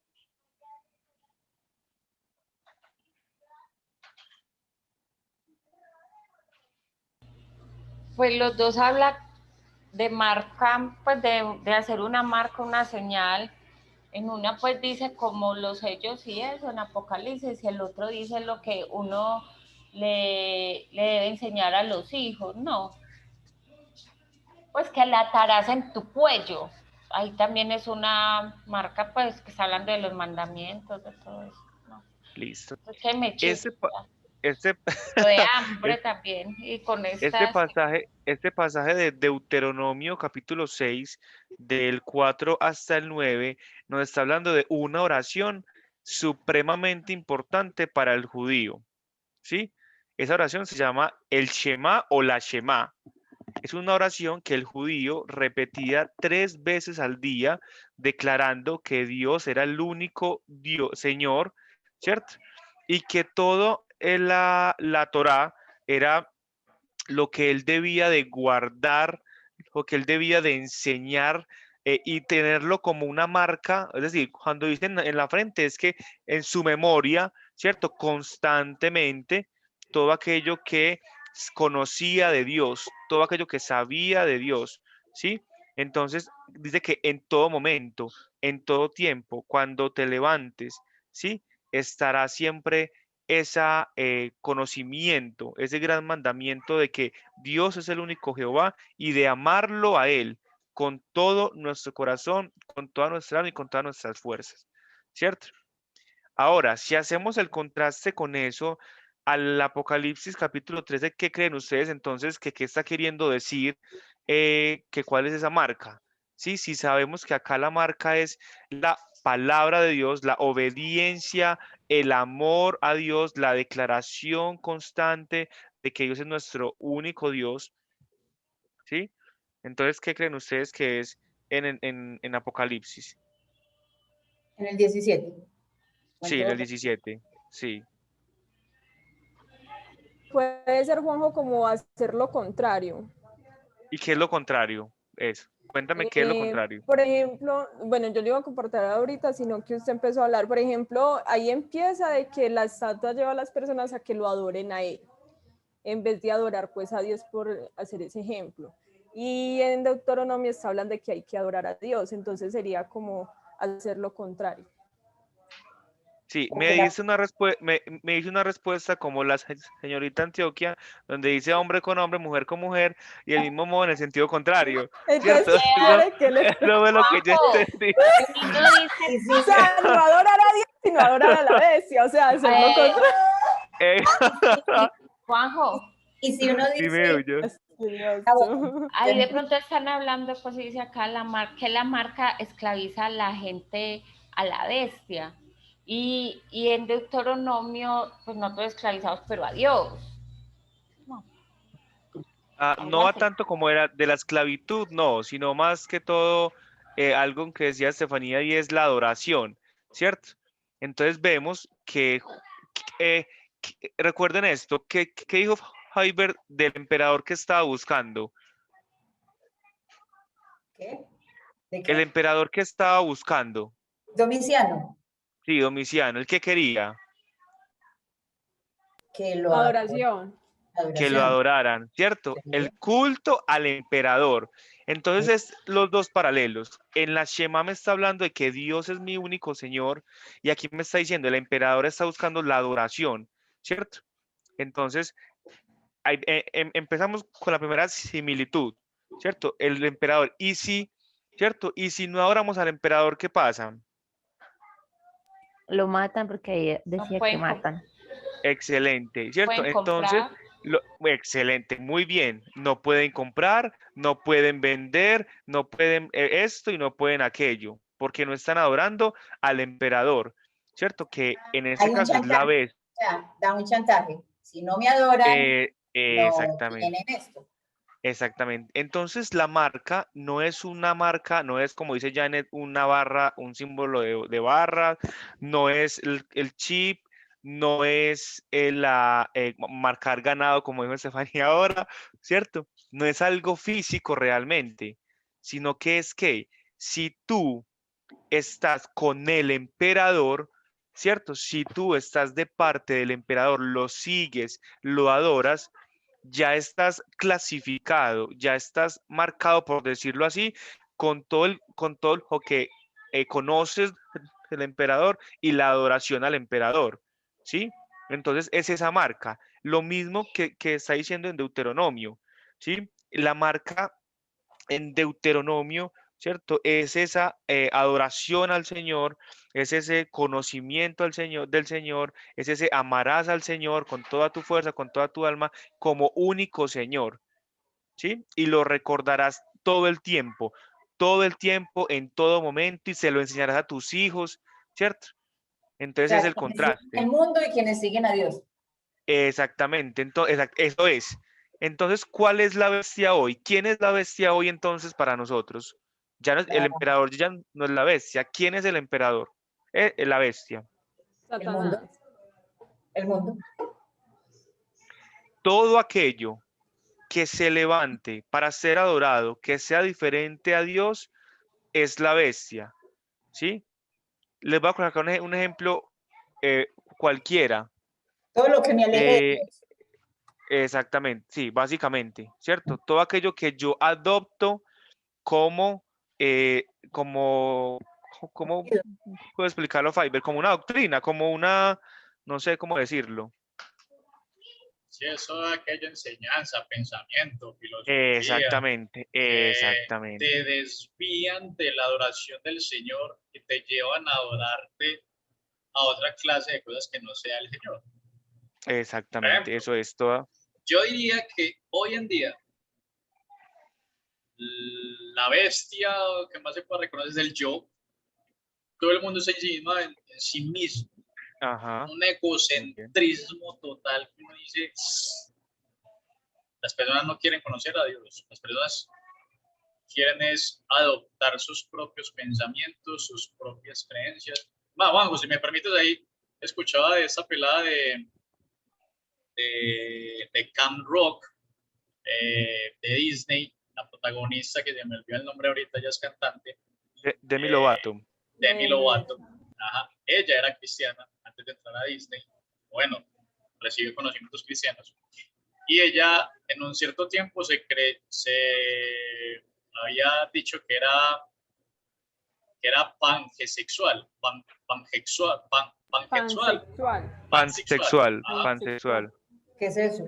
Pansexual es que es una persona que Lo se más raro atrae por cualquier tipo de persona, sin importar sexo, sin importar absolutamente nada, simplemente, a mí me gusta esa mujer como se vio, entonces me voy a acostar con ella, me gusta ese hombre como se vio, me voy a acostar con él, sin importar, o sea, no le importa el sexo como tal, sino que persona que le gusta, persona que se acuesta con ella.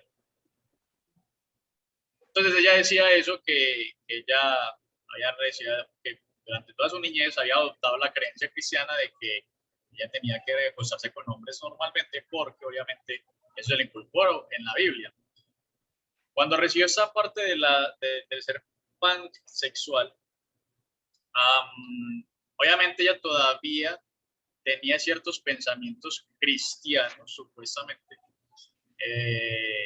y ella decía que iba a tomar riendas de su vida y que iba a adoptar las creencias según lo que ella pensara y no según lo que otras personas le hubiesen inculcado. Y que su manera de ver la sexualidad era la manera de ella y que la forma de ver a Dios era la manera como ella lo quería ver. Hoy en día esa pelada dice que ella es una no binaria. Y la no binaria es que ella no se identifica con ningún tipo de sexo. Ella no se identifica ni como mujer, ni como hombre, ni como ser humano, nada. Ella es un ser. Y que ese ser se puede acostar con cualquier tipo de seres que hay en el planeta. Sí.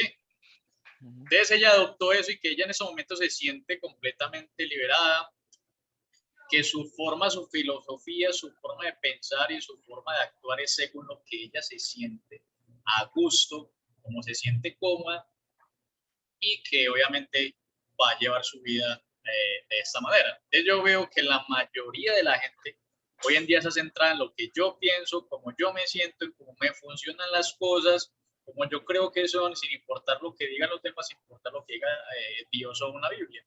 Eso es lo que se está viendo hoy en día en nuestros tiempos, muy difícil, muy difícil. Exactamente. Entonces, miren cómo vemos respuestas de la misma palabra de qué quiere decir entonces la marca. ¿Tiene alguna duda al respecto? Decir, ve, vos de dónde sacaste eso, ¿por qué dijiste eso? Eso es mentira, no sé qué, la marca es el chivo, el coronavirus, ¿cierto? Entonces, ¿tiene alguna pregunta?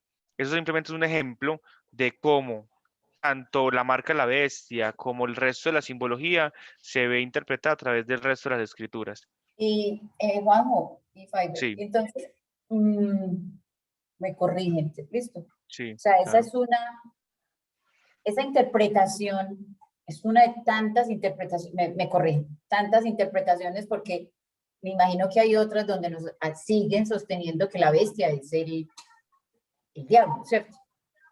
Entonces, es descartado porque, no sé, ¿cómo seguir la pregunta? Sí, Janet, sino que lo que hay que entender es de que esa bestia o esa simbología de esa bestia, sobre todo en este caso, obviamente quien maneja los hilos de todo eso es Satanás. O sea, lo que Dios nos está diciendo a través del libro de Apocalipsis es, aunque hay enemigos, aunque ustedes vean enemigos, aunque ustedes vean personas, aunque ustedes vean imperios, aunque ustedes vean gobiernos, no cojan odio o no vean eso. No sé, no, mejor dicho, no piense que son ellos. Hay algo que está detrás gobernando y manipulando todos esos hilos. Ese alguien es representado como el dragón, como la serpiente antigua, quien maneja todos los hilos. Por ejemplo, si tú ves Apocalipsis, siempre te va a hablar del dragón y la serpiente antigua, quien le da el poder a la bestia que sale del mar y quien le da el poder al falso profeta, o esa bestia que sale, yo no sé de dónde, le da el poder. Entonces, lo que Dios nos está diciendo a través del libro de Apocalipsis es eso. Aunque hay gobiernos y aunque hay pensamientos, filosofías que no van de acuerdo al evangelio, hay alguien detrás de todo eso y es Satanás quien está empujando a la humanidad y está incitando a la humanidad a que crean esas vainas. Y lo que nos está diciendo Apocalipsis es, no crea eso, pilas con eso, resista todos esos pensamientos, resista todo lo que usted está viendo, porque todo eso son pensamientos del mismo diablo. Entonces, en cierto sentido, la bestia, hay que identificar los diferentes tipos de bestias que hay ahí en Apocalipsis. Pero cuando tú veas el dragón, cuando veas la serpiente antigua, que el mismo texto te revela es llamado Satanás, ese es el diablo y es el que está dándole al poder a absolutamente todas las cosas. Lo que está diciendo Juanjo acá con esa marca es, o sea, tengan cuidado porque no es tanto una persona, el anticristo y todas esas vainas, ay no, es que hay que esperar a que un presidente saque las uñas y que no. Ya bestias estamos viendo por todos lados. Gobiernos como Canadá que se unieron con el LGTBI, OPQRM, STWXYZ, que ya es ese grupo, y está implementando filosofías dentro de su cultura de que todo el mundo hay que tolerar. Todo el mundo es aceptado delante de Dios tal como Él es. El problema es que cuando un cristiano se levanta a predicar, ¡ay! Ese es el problema. Porque ahí sí te dicen de intolerante, es que usted no debe predicar esa vaina, usted no debe predicar del Señor, porque eso acá no es permitido, hasta te sentencian. Fusilarían. Ujú. No, y no te fusilan, sino que simplemente te encarcelan. Es más, un ejemplo muy claro fue un jugador de Argentina que al celebrar el gol se levantó la camisa y decía en la camisa, la gloria sea para el Señor. Inmediatamente la FIFA y toda la UEFA y todos los entes gubernamentales del fútbol le impusieron una multa al hombre de $8.000 por haberse alzado la camiseta y haber tenido ese mensaje. Lastimosamente, después de 5 días, el Paris Saint-Germain tenía en su camiseta, en sus números, la bandera del LGTBIRSQT, yo no sé qué, ya no sé cuántos, en su camiseta, y ahí sí no los multaron. Entonces vemos de que hoy en día, ese grupo LGTBI, todo lo que se está levantando hoy en día, son cosas de parte de Satanás, y es parte del enemigo. Pero Dios nos está diciendo pilas, porque si usted cree en eso, hermano, usted no es hijo mío. Y si usted es tolerante a esa vaina, hermano, usted no es hijo mío. Usted no hace parte de los sellados, usted no hace parte de la iglesia.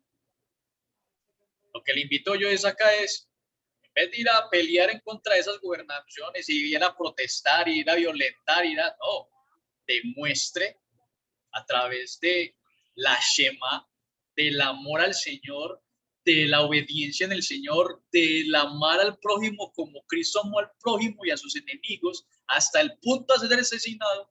Ame de esa forma, porque es la única forma que usted puede cambiar el mundo. Y si usted muere, no se preocupe, porque usted ya hace parte de la iglesia y usted va a ser salvo al fin y al cabo.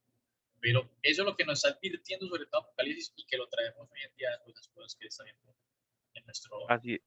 Así es, Fay, gracias. Otra cosa importante que decía Jaiber en toda su presentación, y es de que hay números que representan letras, ¿cierto? Y letras que representan números. Acá en este pasaje vemos otra simbología donde dice que la marca del 666. Entonces, ¿qué querrá decir eso? Hay un lenguaje hebreo de la época muy común, obviamente para nosotros es muy extraño, y ese lenguaje se llama la gematría. ¿Sí? Gematría, ¿qué es eso que está diciendo Fiverr? Básicamente es que los números tenían su equivalente en la letra para dar un mensaje. ¿Me dejas, por favor? Yo presento algo para mostrarles.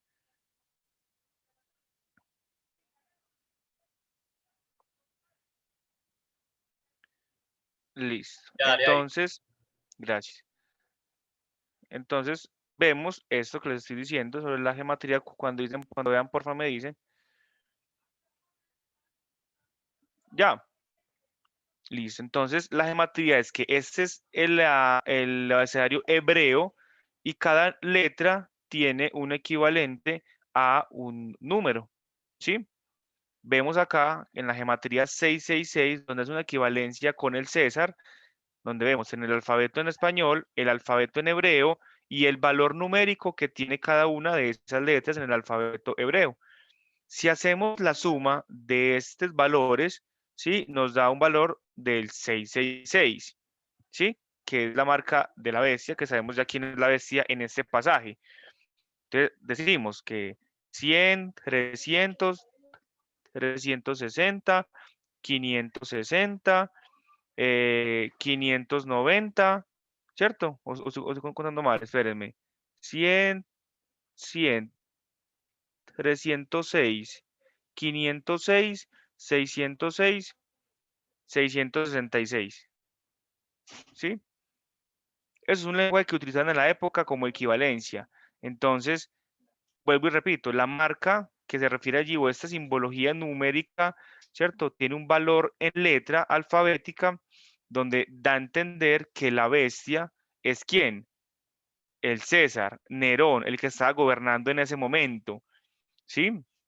Entonces, otro de los motivos por los cuales ellos o Juan escriben simbología es porque en caso tal que esa carta que le está enviando a la iglesia llegue en manos de quien no debe, imagínese llegándole estas cartas a un romano y que él escriba que el César es una bestia, es ¿cierto?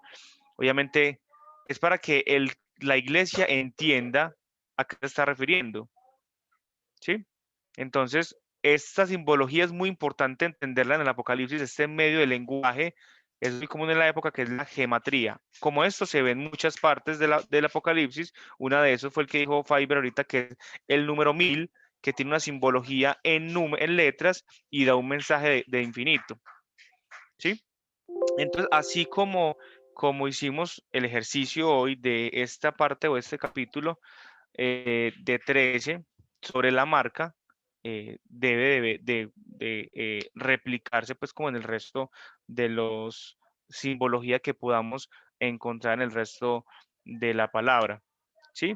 Recuerden también que así como hemos visto el resto de los libros, la interpretación, la observación o la lectura como tal del libro es la misma, ¿cierto? Identificar el género literario. Hay una diferencia muy grande de Apocalipsis con el resto de los libros, y es que Apocalipsis contiene aproximadamente 5 géneros literarios dentro del mismo libro, que también hace que se dificulte un poco el momento de la lectura y la interpretación. Por ejemplo, Apocalipsis tiene género epistolar, tiene género apocalíptico, tiene género profético, tiene género narrativo, ¿sí? Y eso es muy importante identificarlo al momento en que estamos leyendo para tener una correcta interpretación, ¿sí? De otra forma, como decíamos, vamos a salir con un montón de cosas raras que decir al respecto. Yo leía que ¿Alguna? tiene, Sí, perdón, yo leía dale, que dale. no tiene un orden cronológico, pero sí tiene un orden lógico. Exactamente, correcto. No tiene un orden cronológico, pero sí tiene un orden lógico. Es correcto. ¿Alguien más tiene Vamos, alguna ya puedo pregunta, alguna compartir. duda? ¿Ya qué? Puedo compartir lo que dice acá en la Biblia del Sí, celular. ahora sí, claro, claro que sí, Tefi, Dice dale. que la marca es una imitación burlona del sello de Dios en la frente de los suyos. Excelente. ¿Y cuál es esa marca en la frente de los suyos? La La que palabra. leímos en Deuteronomio. O el La Espíritu palabra. Santo, Excelente. que también dice que Él es nuestro sello. No sé. En este caso no es el Espíritu Santo, ¿sí? En este pasaje no podemos tomar ese sello o esa marca como la del Espíritu Santo, sino la que vimos en Deuteronomio, ¿sí? O sea, es en este pasaje como tal. Entonces uno diría, si está en la frente es porque está pues en el pensamiento, en la conciencia, en la recordación y en la vivencia de la palabra. Y si está en la mano, porque está en los hechos, en sus obras. Exacto, las obras. Muy bien, Exactamente, Janet. correcto, en las obras. Muy bien. Eso es correcto. ¿Tiene alguna otra pregunta, alguna otra duda al respecto? De No, tema profe, general, pues como... gracias. Nos podemos ir. Sí, yo creo que ya con ese ejercicio. Tefi, sí. Sino que es que yo leyendo, es cortica nada más, sino que sí Sí, es una duda dale. de Apocalipsis, pero no es con el tema, pero sí es de Apocalipsis. Por ejemplo, y cuando mencionan a Antipas de la época de esa, ¿se refiere a la Antipas?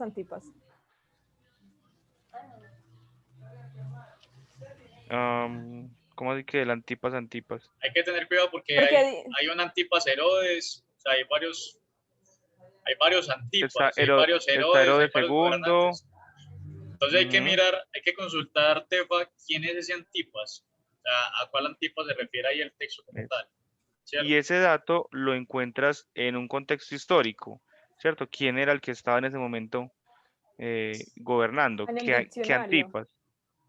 O en el Porque es que diccionario. acá menciona, guardas fielmente mi nombre y no has negado mi fe, aún en los días de Antipas, mi testigo, mi Ujú, siervo fiel, que fue muerto entre ustedes donde mora Satanás.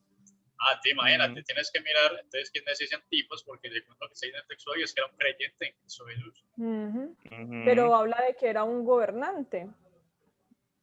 Sí, no se sabe, como te digo, hay que consultar, ahí tienes una incógnita y consulta. Se Pero va a mirar el diccionario. creo que también en el diccionario y en el contexto cultural tal vez se pueda aparecer, tal vez.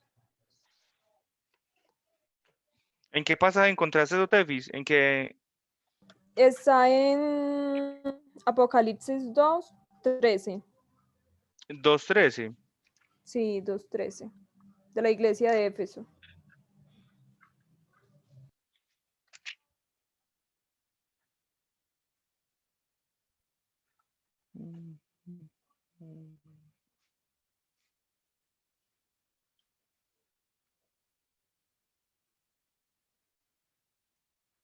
No, no encuentro aquí una referencia como tal de él. Ah, bueno, aquí está diciendo algo, aquí diciendo algo, y es del obispo Policarpo, que era un obispo de Esmirna que fue entregado por los judíos a los romanos y quemado vivo, donde dice que serán perseguidos por un breve tiempo, pero han de ser fieles hasta la muerte.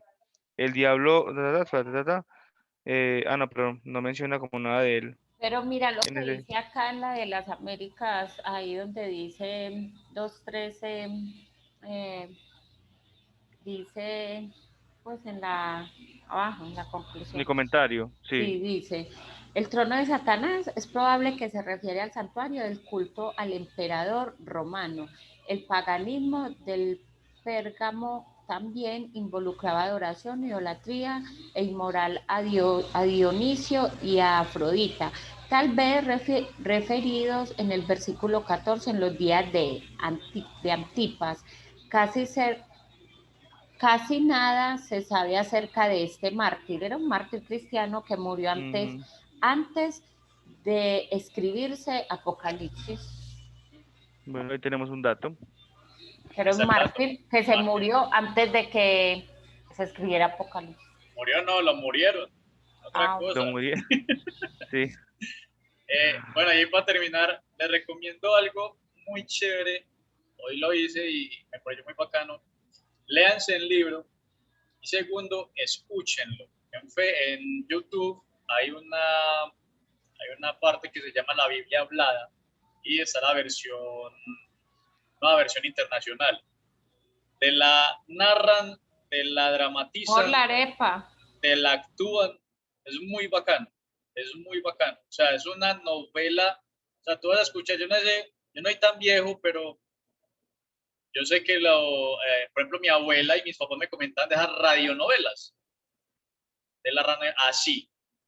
O sea, si te dicen, y hubo truenos y relámpagos y pues ya suena, y te hablan diferentes voces, diferentes actores, muy chévere, para que la escuchen. Y yo creo que les va a llevar más esa parte de lo que es ya la canción, a imaginarse todas esas bellezas que hay en ese libro de Apocalipsis, porque es muy bacano ese libro.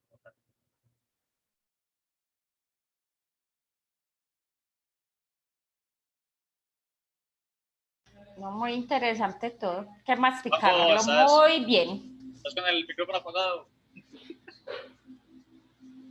Que decía entonces que por qué no finalizamos entonces con una oración, si alguien voluntariamente quiere hacerlo, con respecto a lo que el Señor le haya hablado en esta noche. Y ya día uno.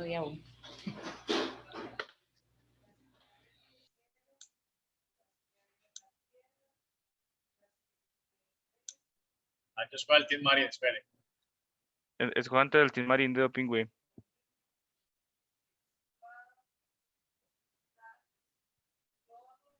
Janet. No, eso Bingo. la oración no sirve así. Tiene que ser natural. No. Le tocó. Bueno, Con hambre. y con hambre, sí, estoy con el algo. Listo, empiezo. Mejor, porque sale un clamor profundo.